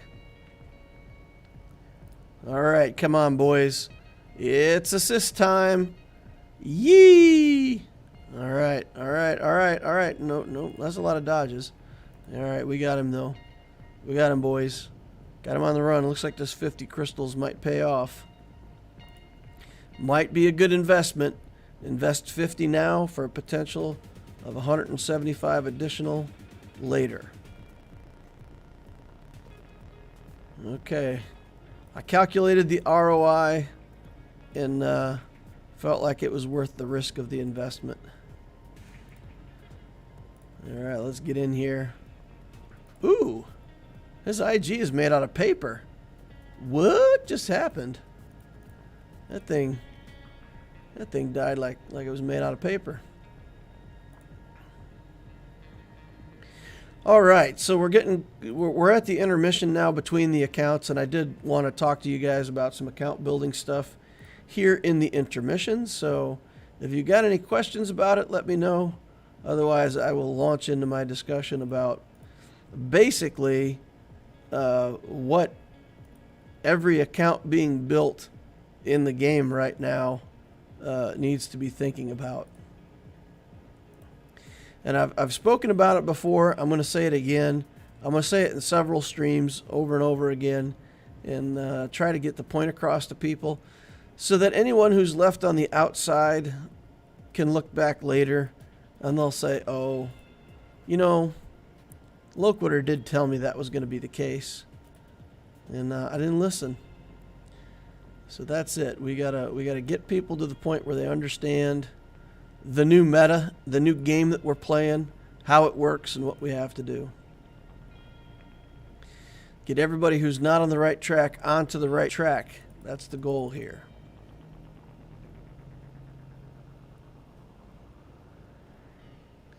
Nuke says, hey DL, did you go over why you bought the Conquest Pass? I did in a prior stream. I'm trying to get box 5 on the Optisio account without doing too many refreshes because I don't have a lot of spare crystals over here. So I'm trying to see if the difference between the $10 pass and the $30 pass is enough to get me what I need. Or is it a different question?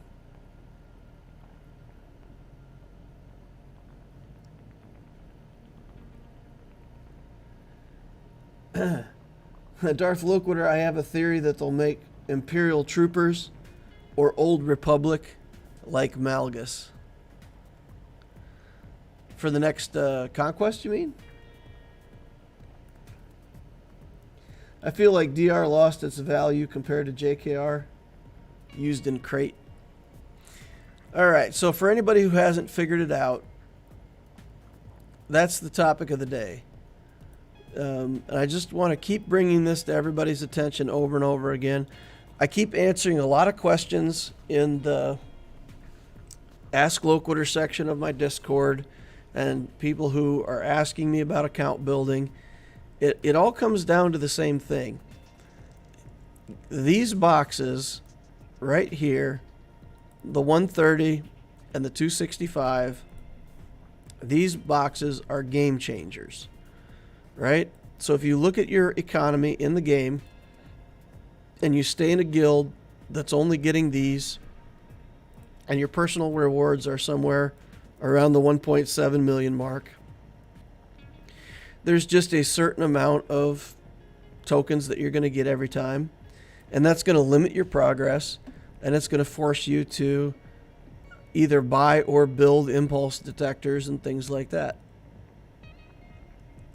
Getting more of these Mark III tokens to free up that currency so that you can buy all of your electrum conductors, all your impulse detectors out of there, and build your Zimbital cards still. But the difference in these boxes is massive. And I did the calculations once before, and I'll show you again. The difference between 750 and 2350 here is 1,600 of those raid tokens, and you'll be getting like a 5 million contribution, which is about 200 more of the token 3 on the personal track. So everybody who's not already doing it, you have to realize 6 months from now, just like guilds in the past have always kind of stratified based on what they're doing, some guilds are going to be going after this crate box, and some of them aren't. And you have to get yourself into a guild that's going for this 265. If you take 265 and you divide it by 50 players, everybody has to be making a 5 point something million contribution to get that box.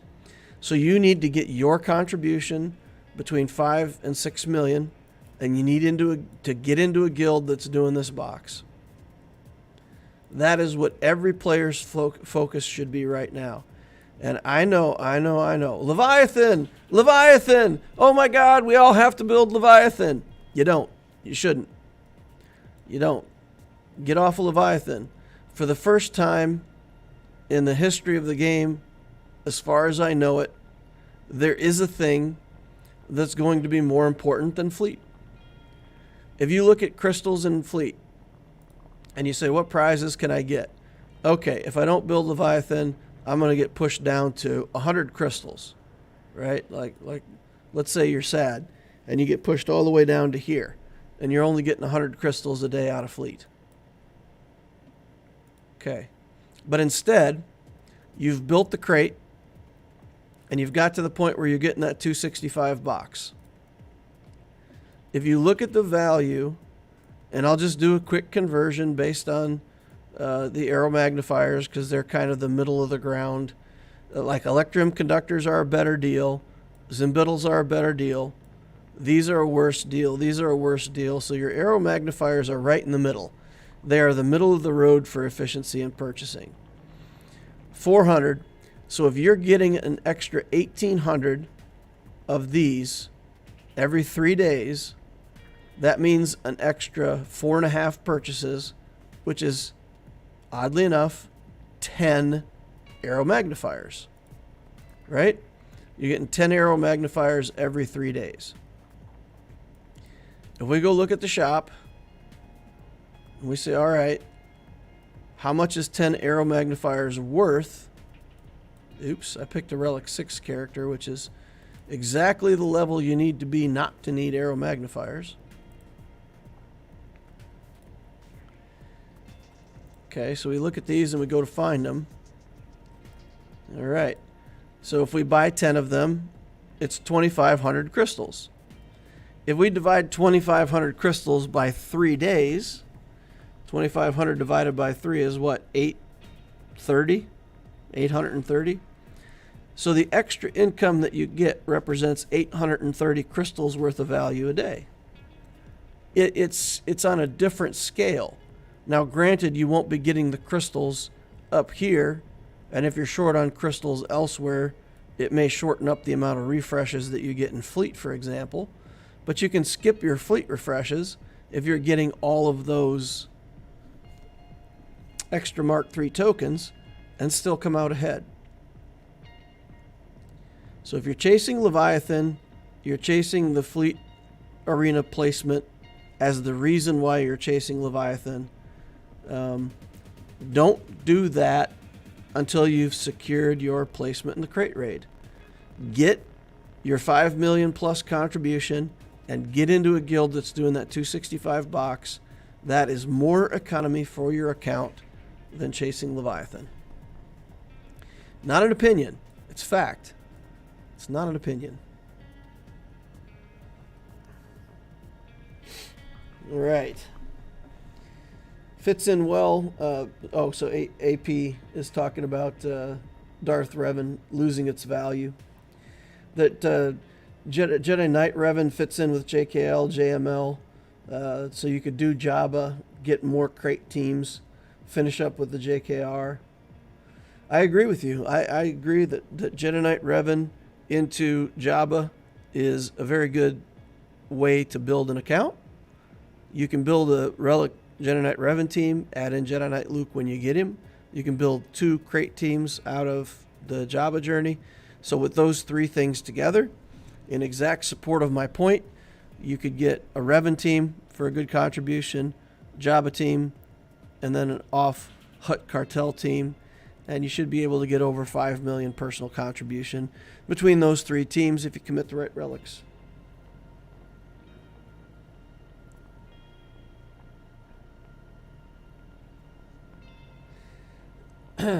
Cap's Commander says, what do you think of my theory? The theory that they're going to make something for troopers that's like Malgus. I think making the troopers any better is dangerous. I think when they had the Datacron that let you use Dark Trooper to get a turn at the start, troopers could kill Galactic Legends. They were murdering everything in the game. So you have to be careful with troopers. They're already so good. If you make them any better, I don't think CG's ever going to make them any better, because they're easy characters to build for the most part, and they already wreck things. So I don't know that they'll go back and make a lifter for troopers. Maybe they will. Who knows?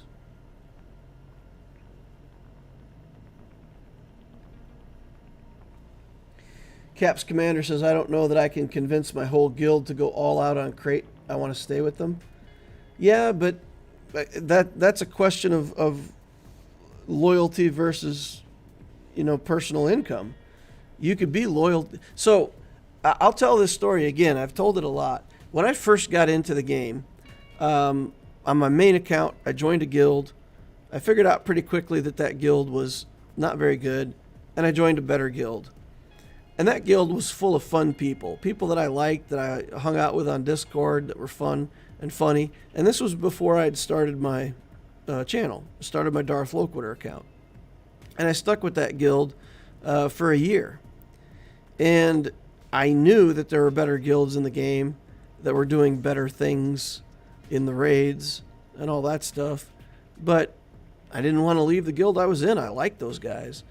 When I finally left that guild and went to a better guild that was doing bigger and better things, the amount of difference that it made in my account building was astonishing. And the new guild that I joined was full of cool people that I could hang out on Discord and have a good time with. So I waited that long to give up my guild, fearing that I wouldn't be able to find another group of cool people to hang out with. And then instantly the next guild I joined was, just as fun. So don't be afraid to change guilds if that's the right thing for you to do. And basically, you will have a choice. And the choice for your future account building is clear.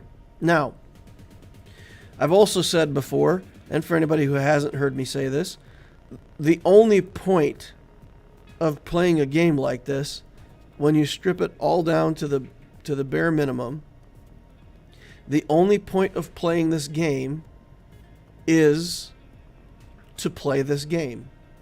All the stuff that you build is only so that you can build more stuff.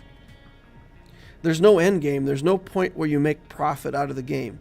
There's no point where it affects your life or your family in any meaningful way. So all of the playing you're doing is simply to play more.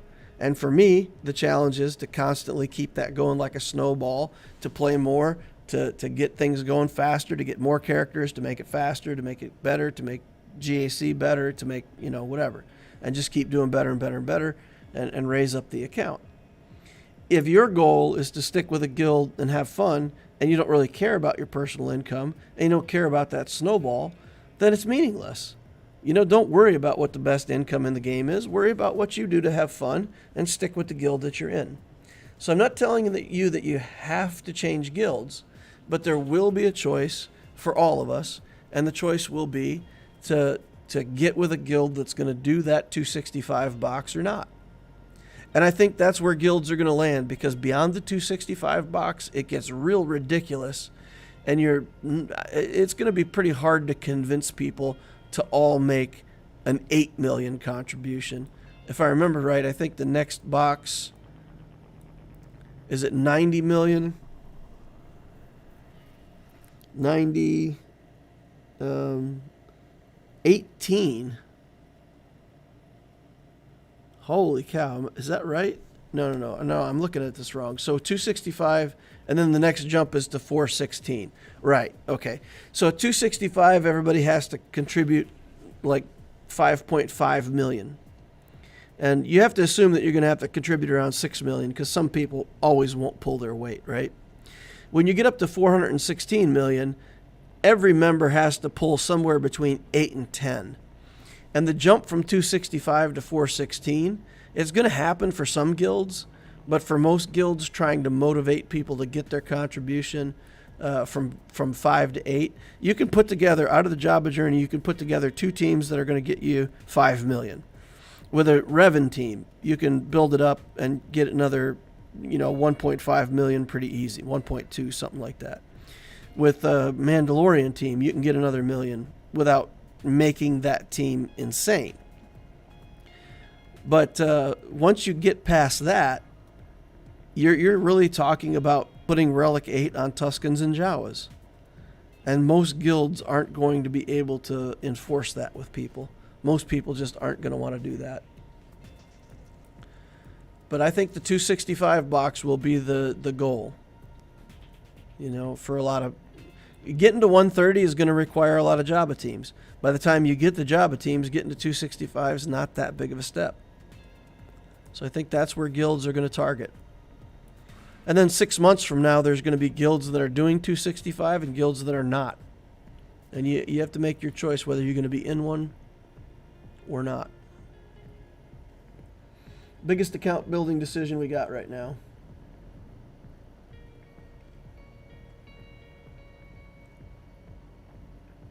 Doesn't your argument on raid over Leviathan hang on them not changing to a new raid or different characters?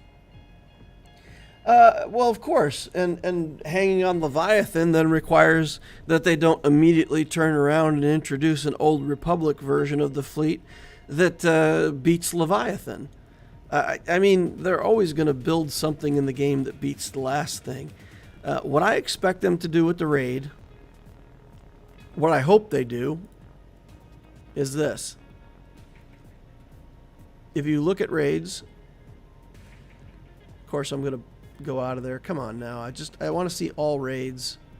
Take me to a tab where I can see all raids. What I expect is this, right? I don't expect them to ever get rid of this crate raid. They may make a new raid. The new best, coolest raid might come over here and be the new thing, right? Make a slot for it. But they didn't take away the prior raids. You still got the pit raid. You still got the tank raid. You still got the Sith raid. Now they built the crate raid. My assumption, whatever the next GL is, they're going to build another Galactic Legend. They're going to wait about 5 or 6 months. Then they're going to build another raid based on that Galactic Legend to be the new big thing.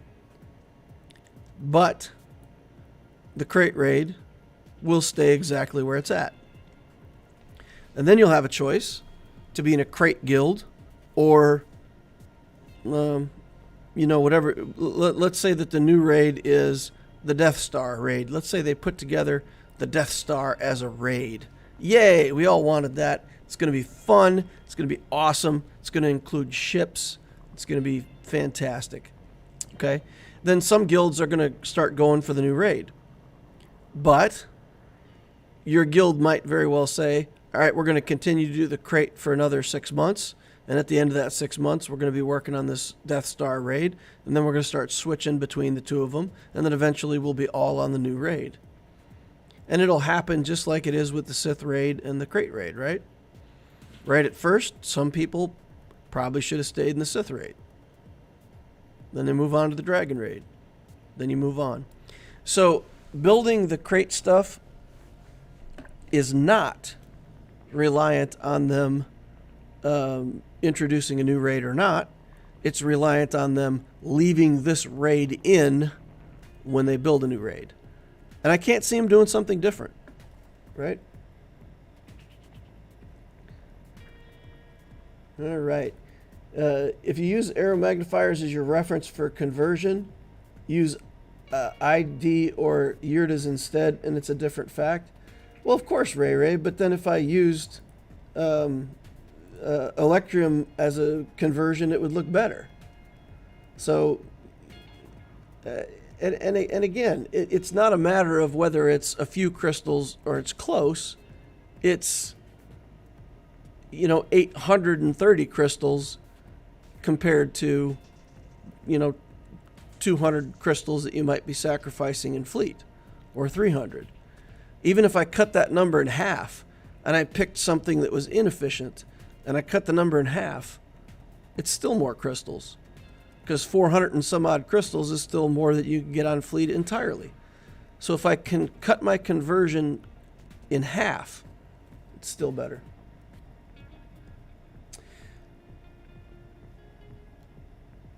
Would you say Maul is the most important proving ground character to unlock for Kraid purposes? I've been disappointed with the Maul team. The Maul team hasn't got as good of a score as I hoped it would, and it takes pretty insane mods to even get that score. So the Mandalorians are mediocre in the crate raid. I would say really focus on the Old Republic and Jabba stuff.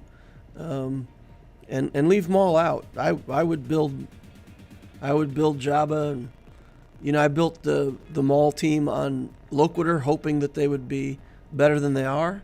But I get 700,000-800,000 contribution out of a Relic 5 team. It's okay. It's not great. The raid is too tedious and redundant. But at the highest level, when you pick those full top level battles and you watch people do them, you're not sitting there for 10 minutes doing the battle.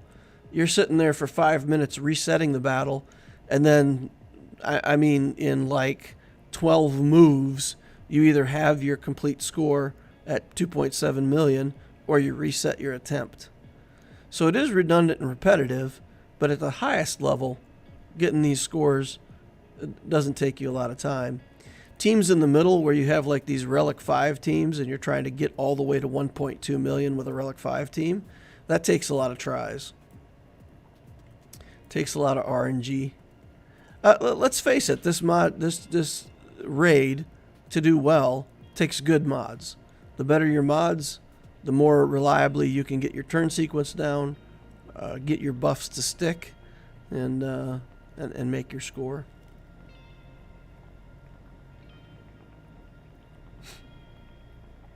Whiskey Hoarder says, Darth Loquitur just convinced me to leave my wife. All right. Your wife's in that guild? If I'm not mistaken, I've seen people split up Jabba and Boosh to make 2 Relic 8 squads and max the final tier of crate. Yeah, you can make 2 Relic 8 squads and get your 5 million contribution just with the Jabba journey. You can get 2.7 with one. You can get 2.7 with the other team, but splitting it up into 2 teams that can both do 2.7, again, it's a mod check. You have to have good enough mods to be able to mod all those characters, or you have to be willing to switch out your mods and do it, mod switches. But yeah, with those characters all at Relic 8, you can do 2 teams that get you full contribution. It's you do still have to build Embo, and who else is it? So like the Jabba team is 4 characters and the other team is 5 characters. It's pretty much all the Hutt cartel. But yeah, you use like Leia, Greedo, Cad Bane, I think Boba and the Mob Enforcer are in that one. And then with Jabba, it's like Chrysanthemum, Embo, and somebody else. Yeah, I can't remember the exact compositions, but But yeah, the Jabba Journey will give you two full teams. I don't like how you can invest so much into the crate raid, like Relic 8, Relic 9, Omicrons, just for CG to change down the line and make them unusable in raids. Again, I don't think they'll ever be unusable in raids. I think that the raid will just continue on like it is, and you'll always be able to do crate raid. Every 3 days, spending an hour starting the same scene of the dragon, going through the motions, is torture. This is coming from a guy who loved the tank and Sith raids for the first few months, says Whiskey Order. The OG raids were fun. Our crate raids ends in 8 hours, and 20 people have 0 points, as usual. That's a leadership thing in your guild. You know, your guild leadership needs to make people get their contribution if that's a goal. Or it could also be that it's not a goal for your guild, that your guild is not making it mandatory, in which case you're always going to have people that don't contribute. I've never seen a guild with full participation unless the leadership is very active about making sure that people do participate, or, you know, sending threats or kicking them out if they don't.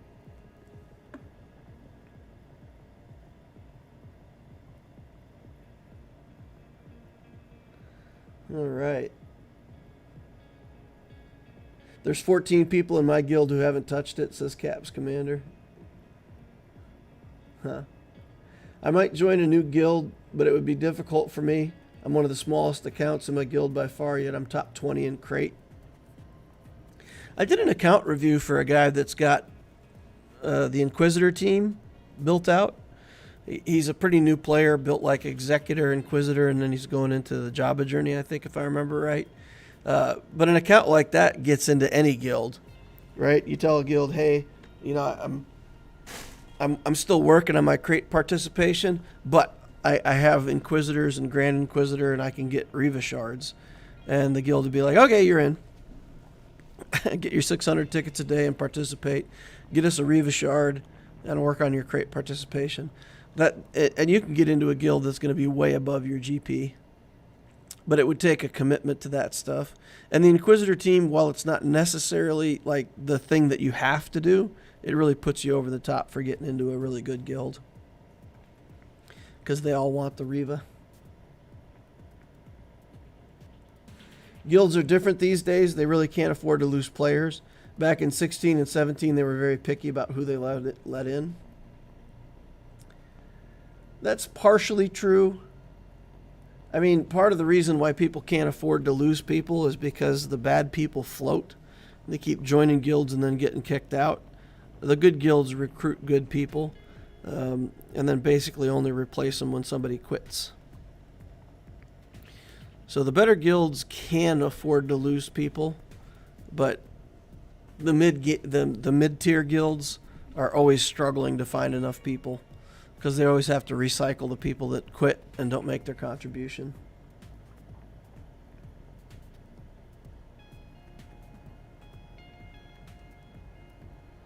About when do you switch from a guild doing Sith Raid to a guild doing Crate? In my mind, I have a very clear marker for this. If you start out with a brand new account, you should get into a guild that's still doing Dark Side Hoth territory battles. You want Wat Tambor, you want to get in there. There's guilds that should easily be able to get like 35 Wat shards. So you be in the guild like that for about 10 months.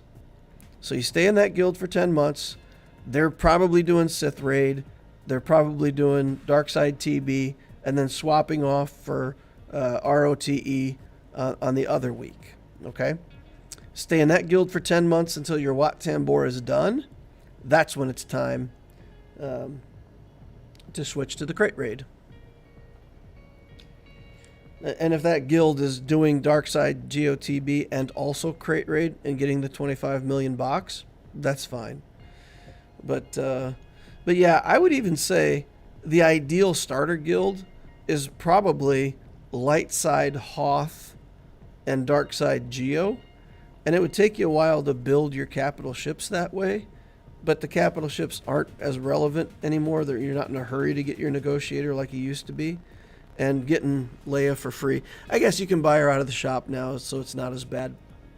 But getting a bunch of Leia shards for free when you're at low level certainly doesn't suck. It's probably not worth it. You're probably better off in a guild that's doing Dark Side Geo and ROTE, swapping back and forth between the two. But yeah, that's what I would do. I would get a Wat Tambor. If you've got Wat Tambor at 7 stars or close, there's no reason for you to do that anymore, and you should be able to get into a guild by then that's doing the crate raid.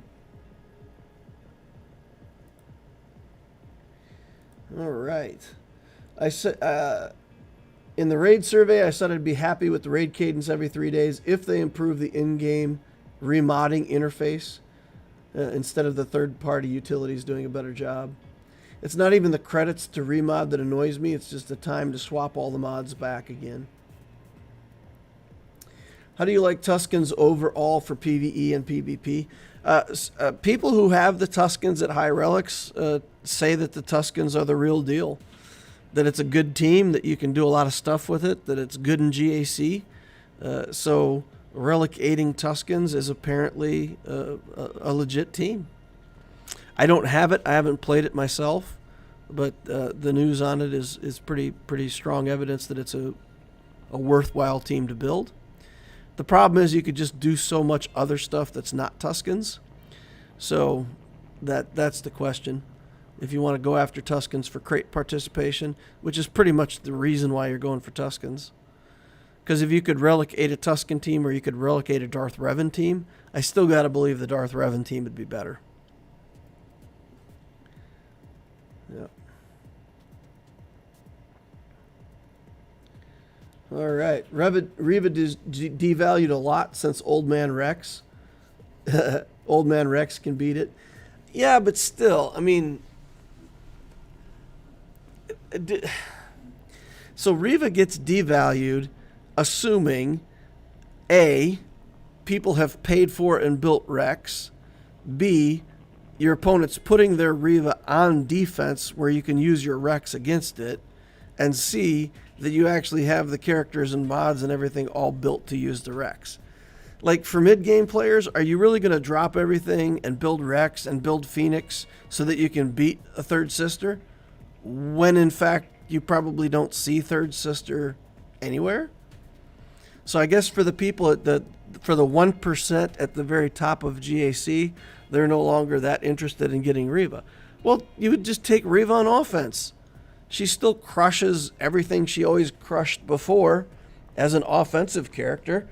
So why wouldn't you want her? I don't know. I don't see that she got devalued at all. I think just people don't put her on defense. Anyway, I don't mean to sound that way, but that statement, the idea that Reva got devalued because of a team now beats her, it is relevant for like less than 1% of the people that play this game. So it's a true statement for a very, very small fraction of the population.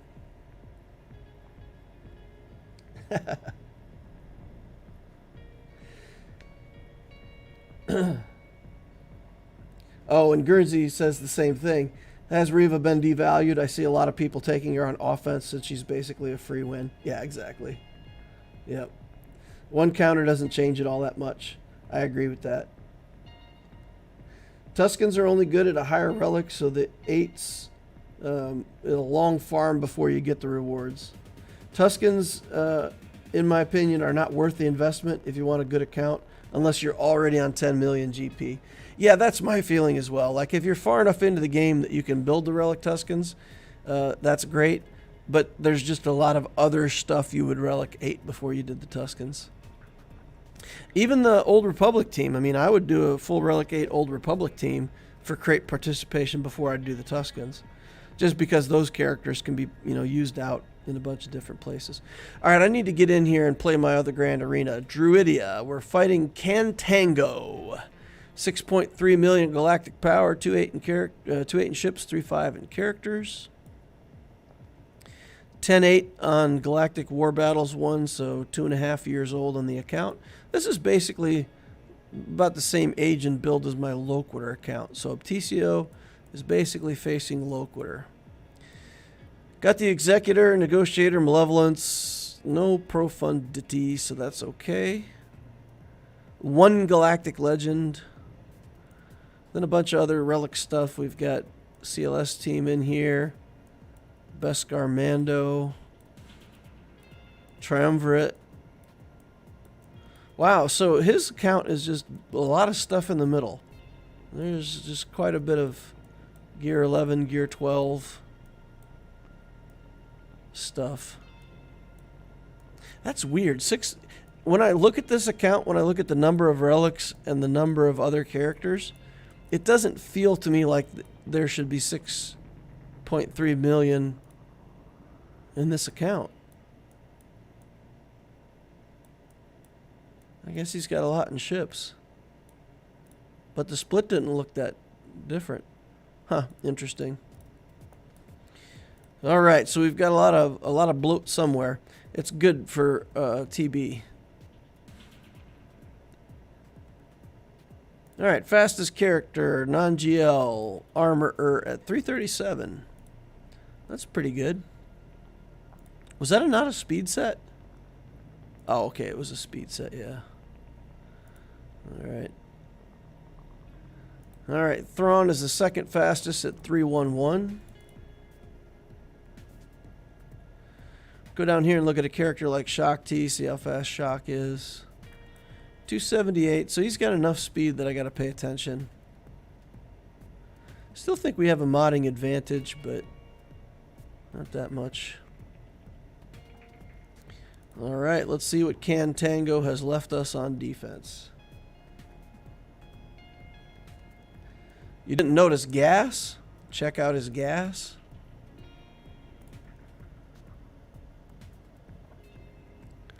Look at his gas. All right. What about it? Offense build. 60,000 protection. It looks like he knows how he needs to mod him eventually. Yeah, look at that. It's got him modded, right? Just got him to 7 stars. He's working on him. Working on it.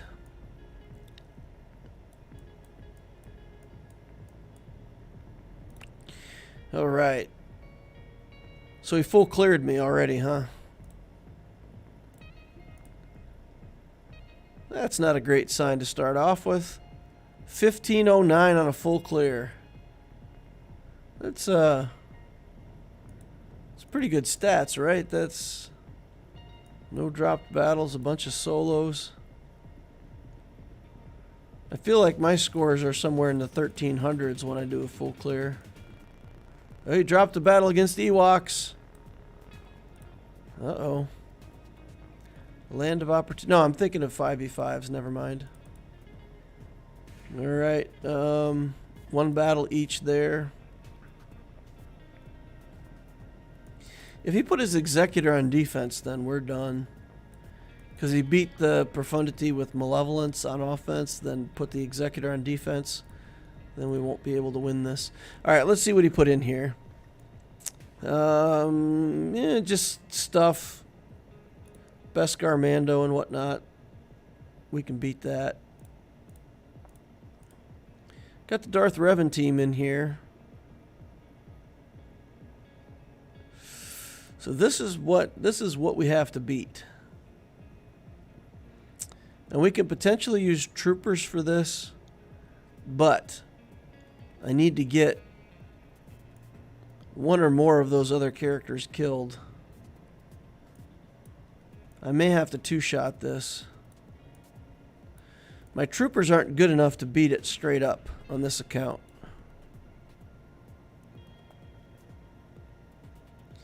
Not like this.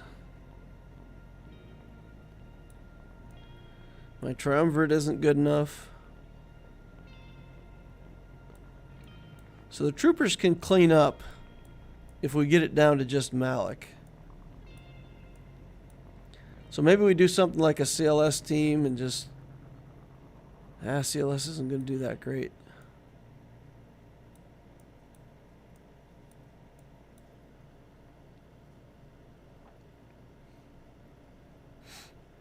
How do you know the account is 2.5 years old? 4,400 galactic wars per year. So if you do 12 a day and you take that times 365, it's somewhere around 4,400 galactic wars for a year. So it's basically every 9,000 is 2 years. When you see somebody at 10,000 something, then it's 2.5 years. That's how you know. Man, I need them to have a datacron that's good enough for me that I can reliably beat Darth Revan teams.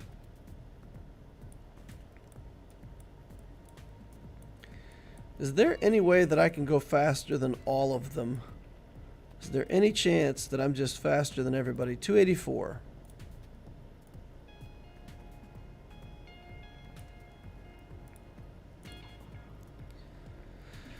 I wonder if I could, like, bring Mara Jade in here. Bringing Mara Jade just kill these two.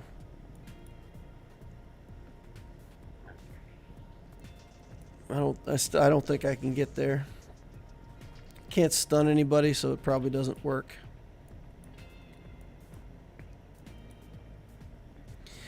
Troopers are just not big enough to get this done.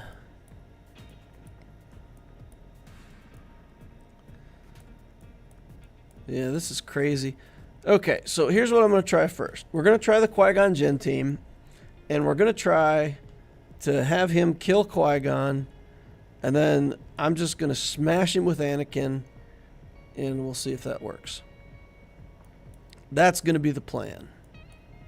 That's the new plan. Let's go. Use Jedi Knight Luke for Darth Revan? We may.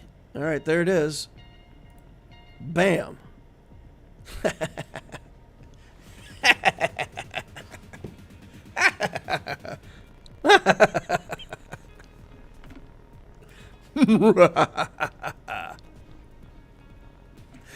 Oh, I don't know why I think that's so funny.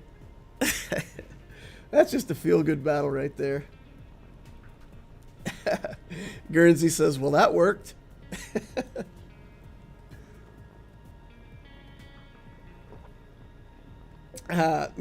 Mac Eagle says, that is always so satisfying to see.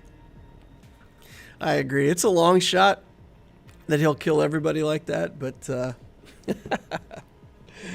oh, that Anakin. He's such a clown. All right. What's the best use of Wampa? I don't know, right? I gotta see the back wall. So we've got another Newt team here. And I think I might do the same thing with Mon Mothma. Divide up my rebels and put her in with Cassian, and I have Lando here too, right? Or is Lando on defense? Lando's on defense for this account. So unfortunately I have to put in Biston. That's not as good on damage. But his Newt is only gear 12. We can cleanse all kinds of stuff and I think we'll be fine. Add a Datacron here.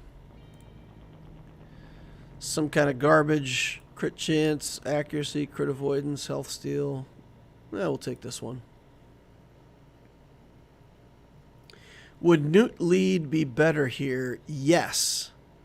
The Newt lead would be better than the Dooku lead. And honestly, if you're going to put Dooku in a team like this, the Darth Sidious is not a good enough tank. I certainly would pick a different character to tank for this team. Although his Sidious is holding up, he's doing a bit of tanking right now.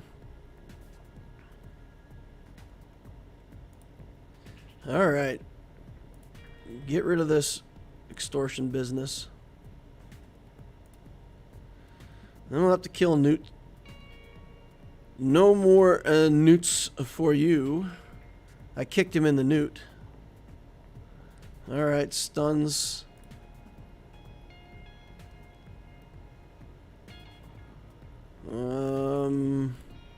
Dooku's not in stealth.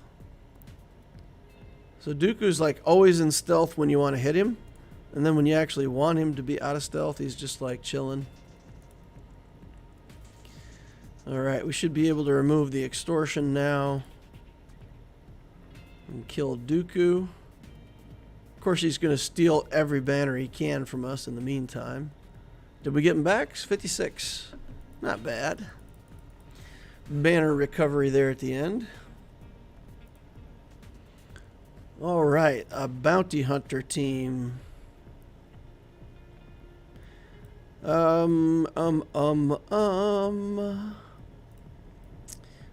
do our bounty hunters look like? Can we, you know, do something like this? Yeah, we're at risk of just getting instant killed by the Boba Fett, though. Bob Fett. We could do something like this.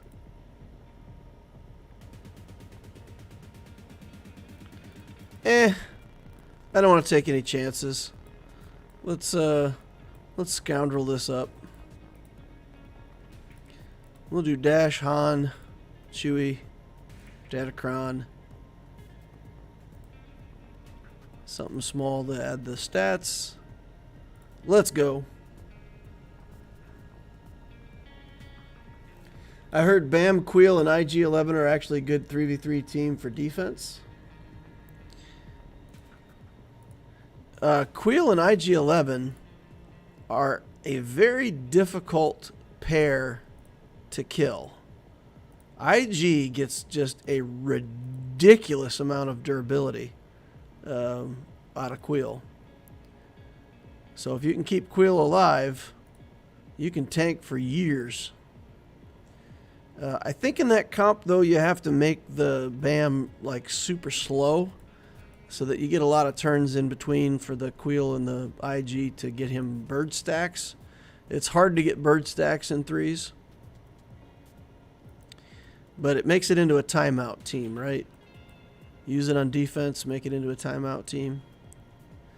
All right, we've got Grievous, so that answers our question about where to use Wampa. We've got Padme, which seems like a 501st thing. Shakti and the clones. Shakti and the boys. All right, let's womp this down real quick.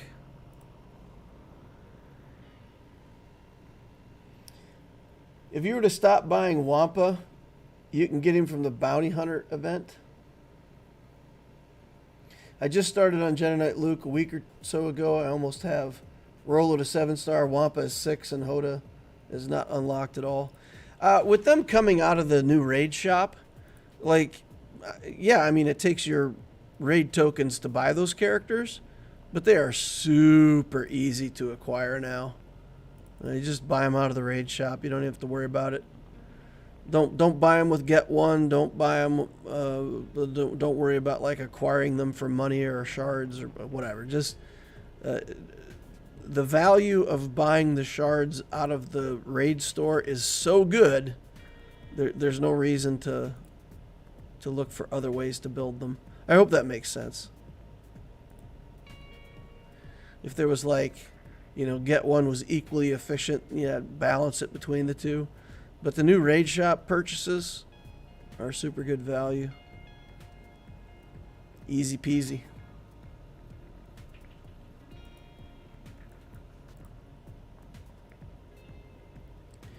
So if you're building Jedi Knight Luke for the Jabba journey, and that's your question about building the characters, if you're doing the Jabba journey, put the Hutt Cartel characters first. So don't always, it would have made more sense to build Jedi Knight Luke first, but now that you can actually get crate participation with the Hutt Cartel team, and there's a meaningful reason for it, you can also just build your Hutt cartel and build the relics for that team for crate raid participation before you do Jedi Knight Luke, and that gives you a lot more time to acquire those shards. All right. Geos.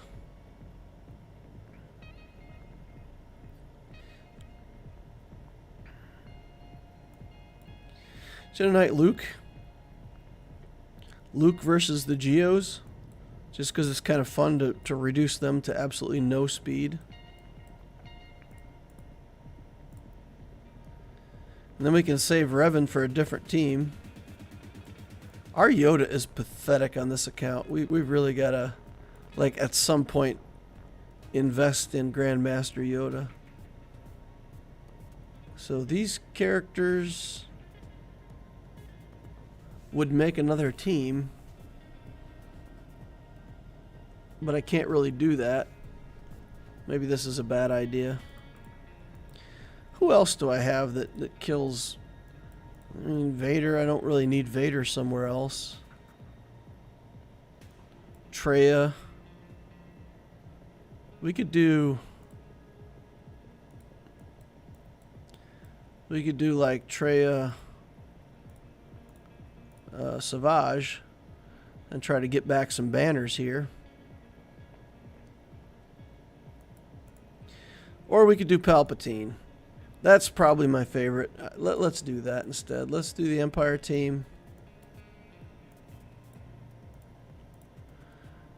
Thrawn and Amara Jade, and we'll just do that. And Prophet.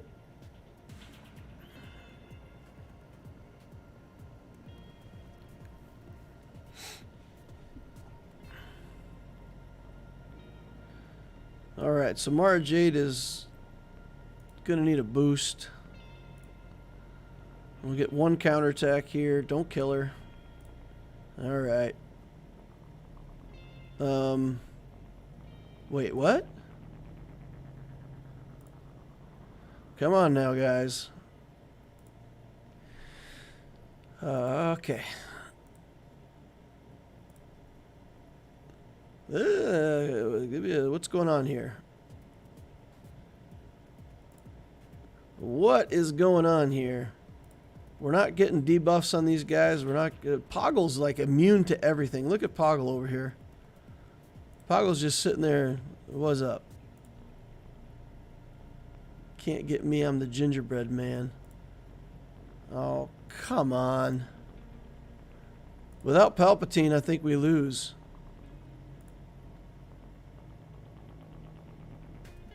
The no buff Poggle. In it to win it. Let's get rid of this.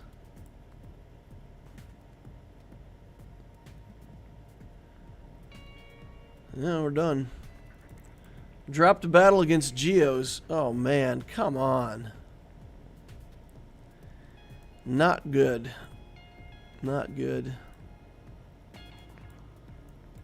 I know somebody's going to say, why weren't you killing the weakest Geo? I was trying to get the stuns. I was just trying to get everybody re-stunned. I was trying to reestablish control. So it wasn't about trying to get Geos killed. It was about trying to establish control. And you have them stunned. This Poggle...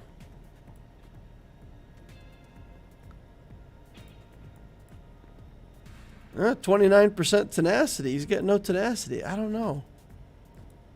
There's a 15% chance that your stuff just doesn't work, right? So he was just getting like ridiculously lucky on his Uber, on his things not happening rolls. All right, so we really got to think through now. We cannot afford another drop.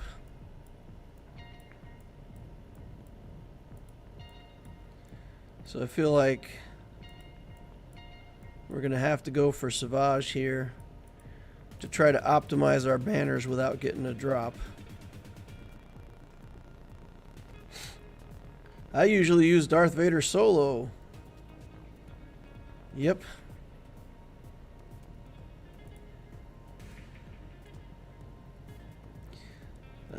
I can't even tell you how many times I've dropped a combat with Darth Vader solo. Like you don't kill their Brood Alpha on the first go, and then like the Poggle gets in there, starts ability blocking you, and then Vader's just making basic attacks back while he's ability blocked and getting nothing done, and then they kill your Vader, and then they execute him. So yeah, I'm not a fan of Vader solos because I've had it go wrong so many times that I don't trust it. That Mara J team's good. I don't. There's no reason that Mara J team shouldn't have worked.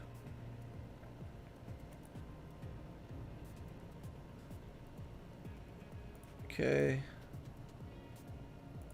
Gotta get this Brood Alpha dead right now before he gets the summon back. 38 banners. Man, it's a waste of resources though. Ugh. Alright.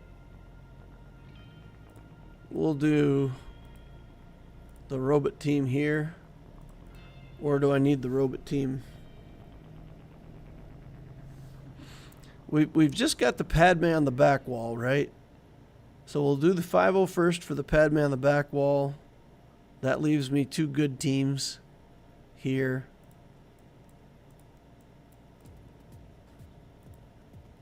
So we can use 2 really good teams and just kind of smash through these 2.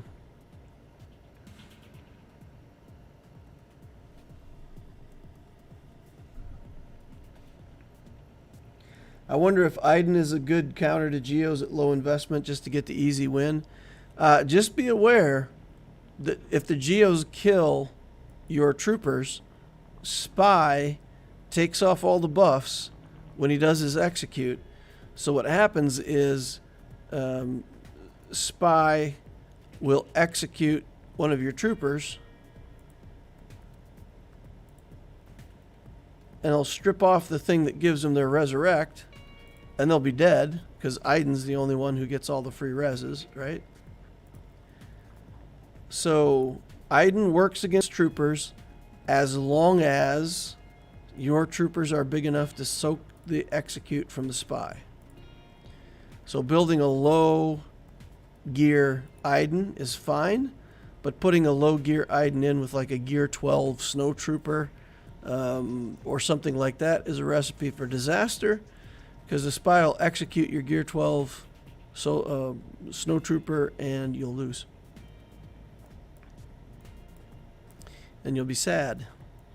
And you'll have this face. You don't want that. It's not good for you. We're going to do Luke and Hermit Yoda. Just Luke and Hermit Yoda. Try to make this work. Try to get some banners back.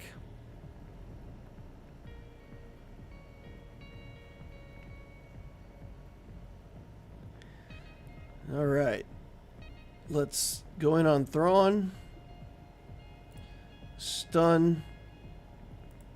We'll trigger Red Trooper now. That's okay.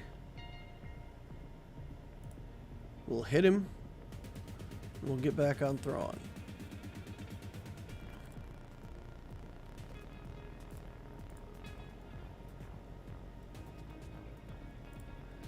Okay. Who knew?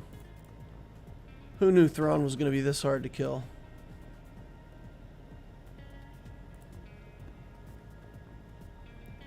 Why is Thrawn this hard to kill? I think I'll just kill this guy next. Get on in there. You get some extra damages against tanks and stuff, you know. Stun. Take that, nerd. Alright. Tarkin. Blind him. Blind him, Luke. And no matter what he tries to do, he's done. Alright, 58 banners. Got to get back a banner here and there where I can. After that dropped battle fiasco. Dropping on Geos. Alright, what do we got here? Okay, alright. Alright, alright. No Executor on defense, so we got chances, guys and girls. Gentlemen, ladies, other creatures. Not so much damage in this team. We're not going to get a high banner win out of it, and we may actually get a sacrifice. Wow. You know what, guys? I didn't use my troopers anywhere. I could have used troopers against those Geos and annihilated them and been happy. Lesai.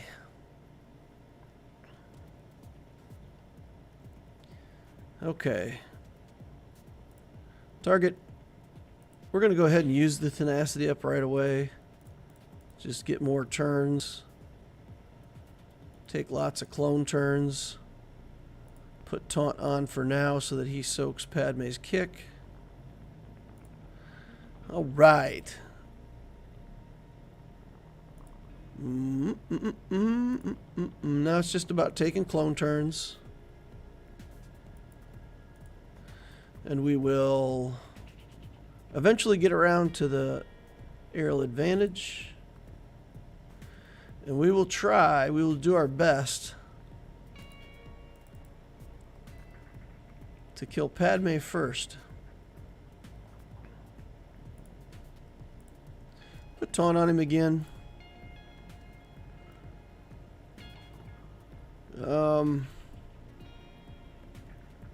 We don't have we don't have enough to kill him right now. Not enough clone turns have been taken. We get taunt up, we can't get the Padme. Alright, let's get her. There she goes. Alrighty. Kenobi, you're next. I got my eye on you, says Rex. Not old Rex, but new Rex. Young Rex. Stud Rex.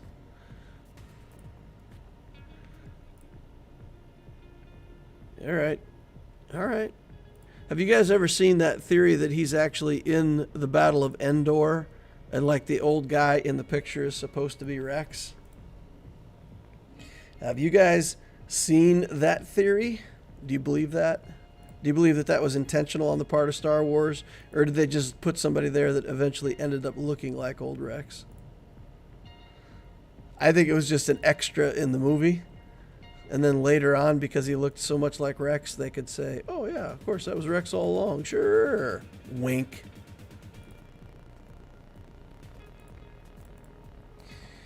Alright, don't take a banner from me. No banner stealing. Alright, 57. They came out and said it wasn't Rex? Oh, okay. So there was an official, it's not Rex after all statement. That's funny. He was Rex-conned.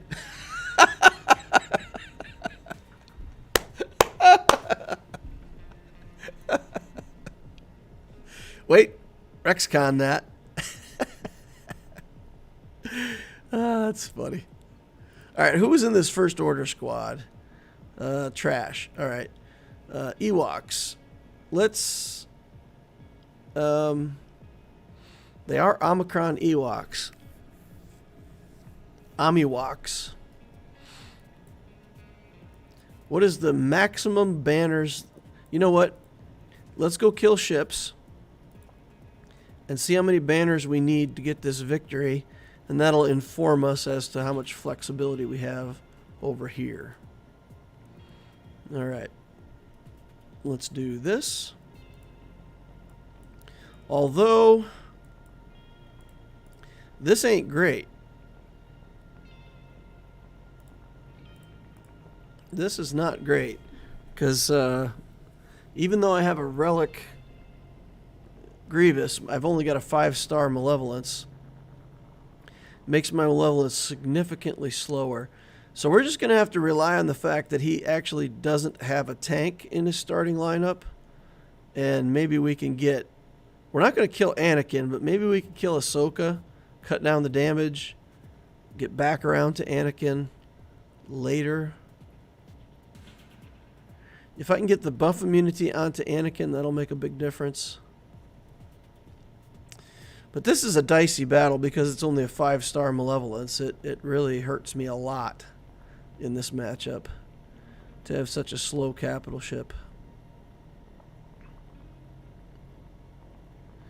Alright. No buff immunity for me. That's off the table. Not an option. Let's stun here. And then let's try to get some debuffs removed. This is going to inspire Ahsoka to do her spin move. If we get to her. Oh, brings in a tank. Now we got a taunt to deal with. Sunfac down. Put buzz droids over here. Alright, we gotta just stay on the tank now. Or if we get Anakin, we can kill Anakin here. We get Ahsoka, we can kill her. We'll take that. Let's try Anakin. Come on, guys. Oh, there we go. We got chances. We got chances now. He's gonna kill my spy in one hit, though. That's not what we wanted. That spy is dead. Oof. And he's brought in his tank.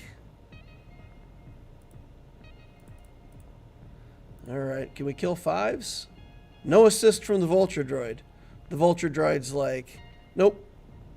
Nope. I know I should assist, but you know what? I'm not gonna do it. Not gonna assist you. Nope. Alright, here we go. Alright, come on. There we go. Got an assist that time. Alright, kill the little Vulture Droid. It's fine by me. More reinforcements. We got a Rex out here now. And we're still not to our alt. My capital ship is so slow! I gotta kill this because it's got buzz droids on it. Alright. Then we need to get buzz droids on the other ship. Oh no, come on. Yep. We'll do that. Stun the capital ship. Get buzz droids. Kill him. Ah. So bad. 57 banners. Oh. Oh.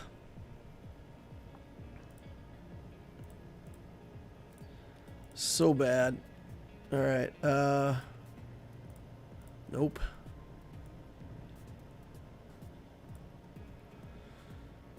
Let's see. 2 reinforcements. We can't drop this battle, guys.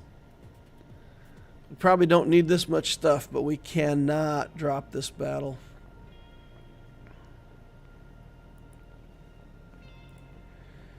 And unfortunately, this Rebel fleet's actually pretty good about killing Anakin, so there's a chance that they just kill Anakin before we even get to do anything. Again, because it's a Gear 12 Kenobi in the capital ship. So one capital ship isn't 7 stars, and the other capital ship has a Gear 12 Admiral. Okay. We'll do this. We'll do this. Just keep going. We'll do that. Come on now. Millennium Falcon. We can bring in Ahsoka, clear off those buffs. Big hit. All right. 71 banners. Okay. Where does that put us? 1163. All right. So 1163. Oh, let's start with 1509. Get rid of his 1163 that I've got so far, and I'll get 232 banners for this zone. It's 114. I need 57 banners each for these two battles to tie him. So basically, 57 banners is 3 characters, full protection, full health, right? So we need to beat these with 2 characters each. Full health, full protection.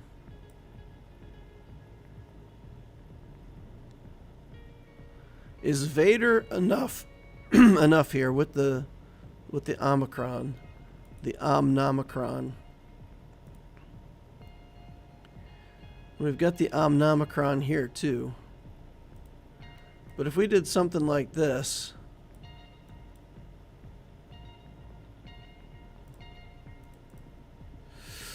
oof.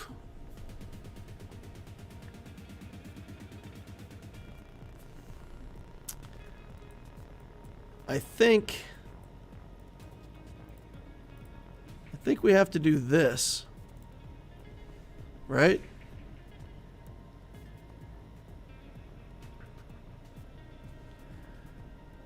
It still gives him 100 speed, doesn't it? Oh, it gives him 100 speed.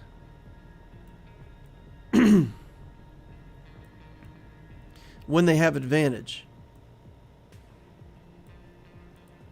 And he won't have advantage because there's not Hux or Phasma in the lead. Vader solo on the Ewoks.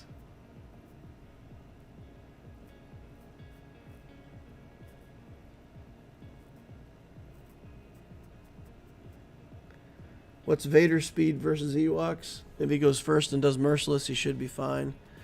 Yeah, I mean, my Vader's plenty fast. But like I've said before, I don't want to drop battles. I cannot drop a battle here. But we could do this. We can guarantee... How fast is Veers? 207. You putsy boy. I think my Dark Trooper's a lot fast. Oh no, I took the mods off of him, didn't I? 238. So Dark Trooper has to be faster than everybody else if I want to play this. 208. And his leadership doesn't give...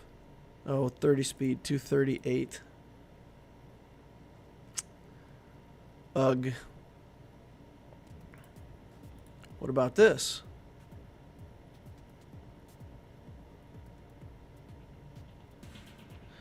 30% max health protection. Imperial troopers have 15% offense. So he would go drain turn meter, assist, kill somebody. He would go kill somebody. And then a character on their team is going to get a turn. So if I do this, I could potentially lose a banner. All right. Fine. Ewoks. Vader. Datacron. All the damage I can get. Let's go.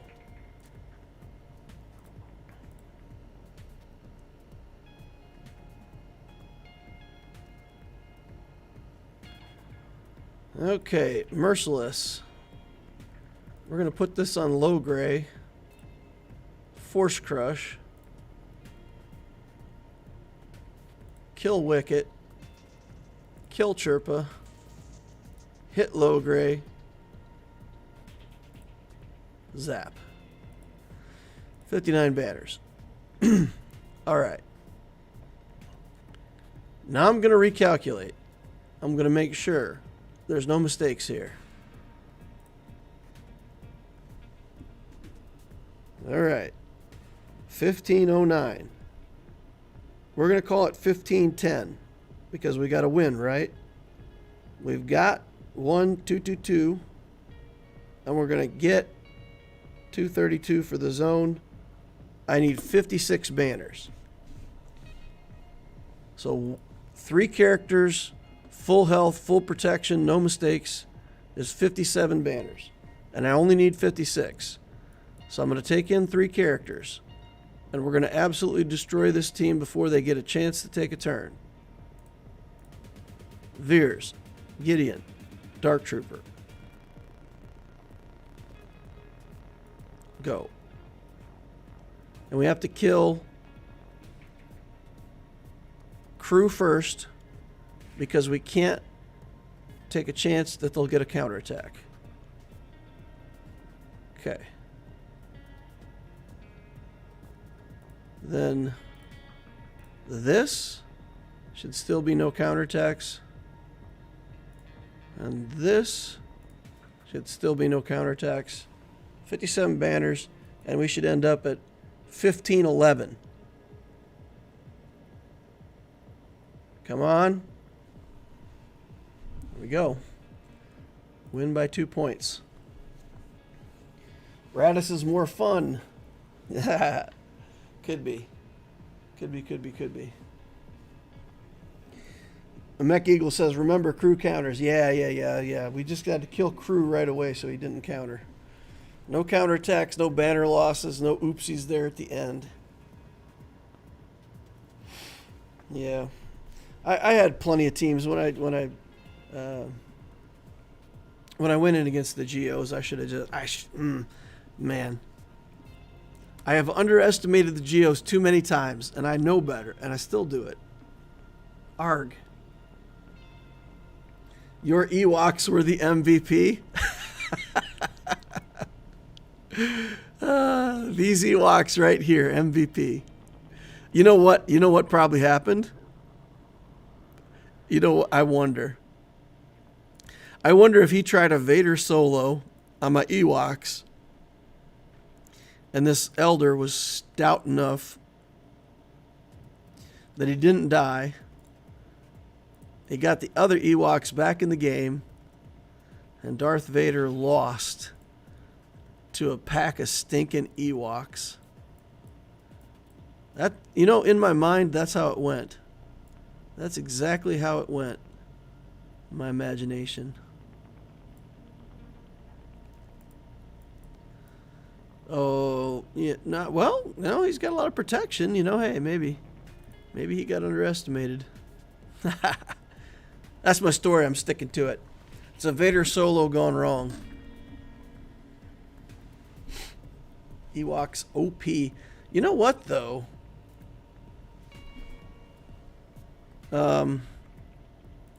We didn't have our best Ewoks in that defense, did we?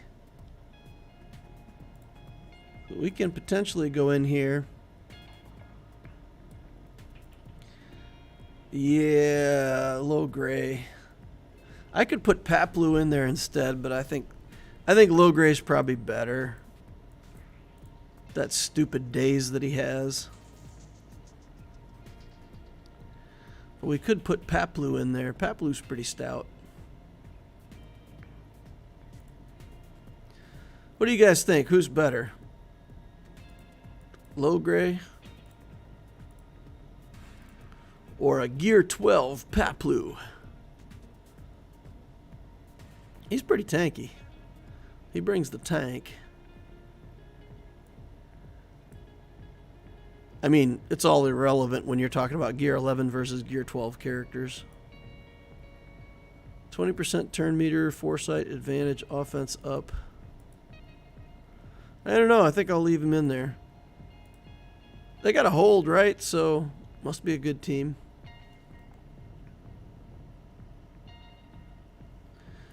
Ewoks get a bad rep, but if you relic them and bring them at high speed, they can destroy a lot of squads.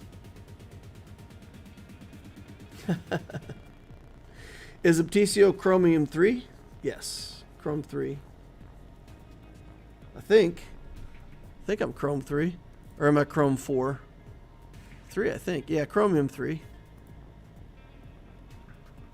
Once Ewoks get a GL, become a GL requirement, I'm betting a lot of people will have them relicked sooner. I don't know.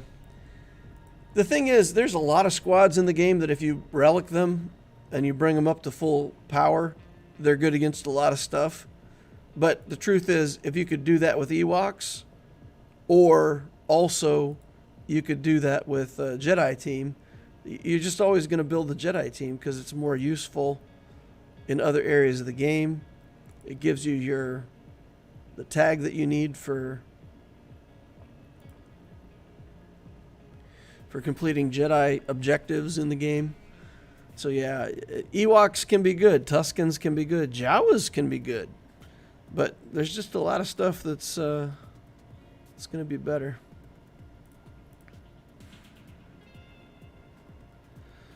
All right, got to try to get blinds. That's the deal here. There we go. Got some blinds. Now we can kill everybody and get some free Datacron stuff.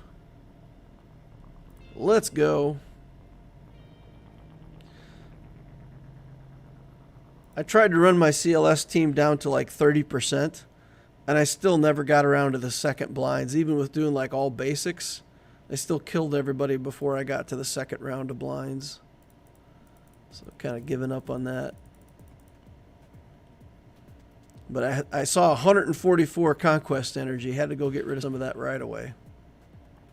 Got to go fast. Alrighty, y'all. I'm probably going to wrap it up there for the day. Thank you all for coming, hanging out with me, watching this crazy stream. Thanks for listening. Thanks for interacting in the chat. Love you guys. Remember to join us on the Discord. The link to the Discord is always in the description of the holocron down below. You can click on that. Come over and join our community. It's pretty fantastic. Hit the subscribe button to see stuff like this in the future. Use the notification bell so you know when I'm going live. That's all the things. I'm going to hang it up there. Thank you all for watching, and I will see you in the next holocron.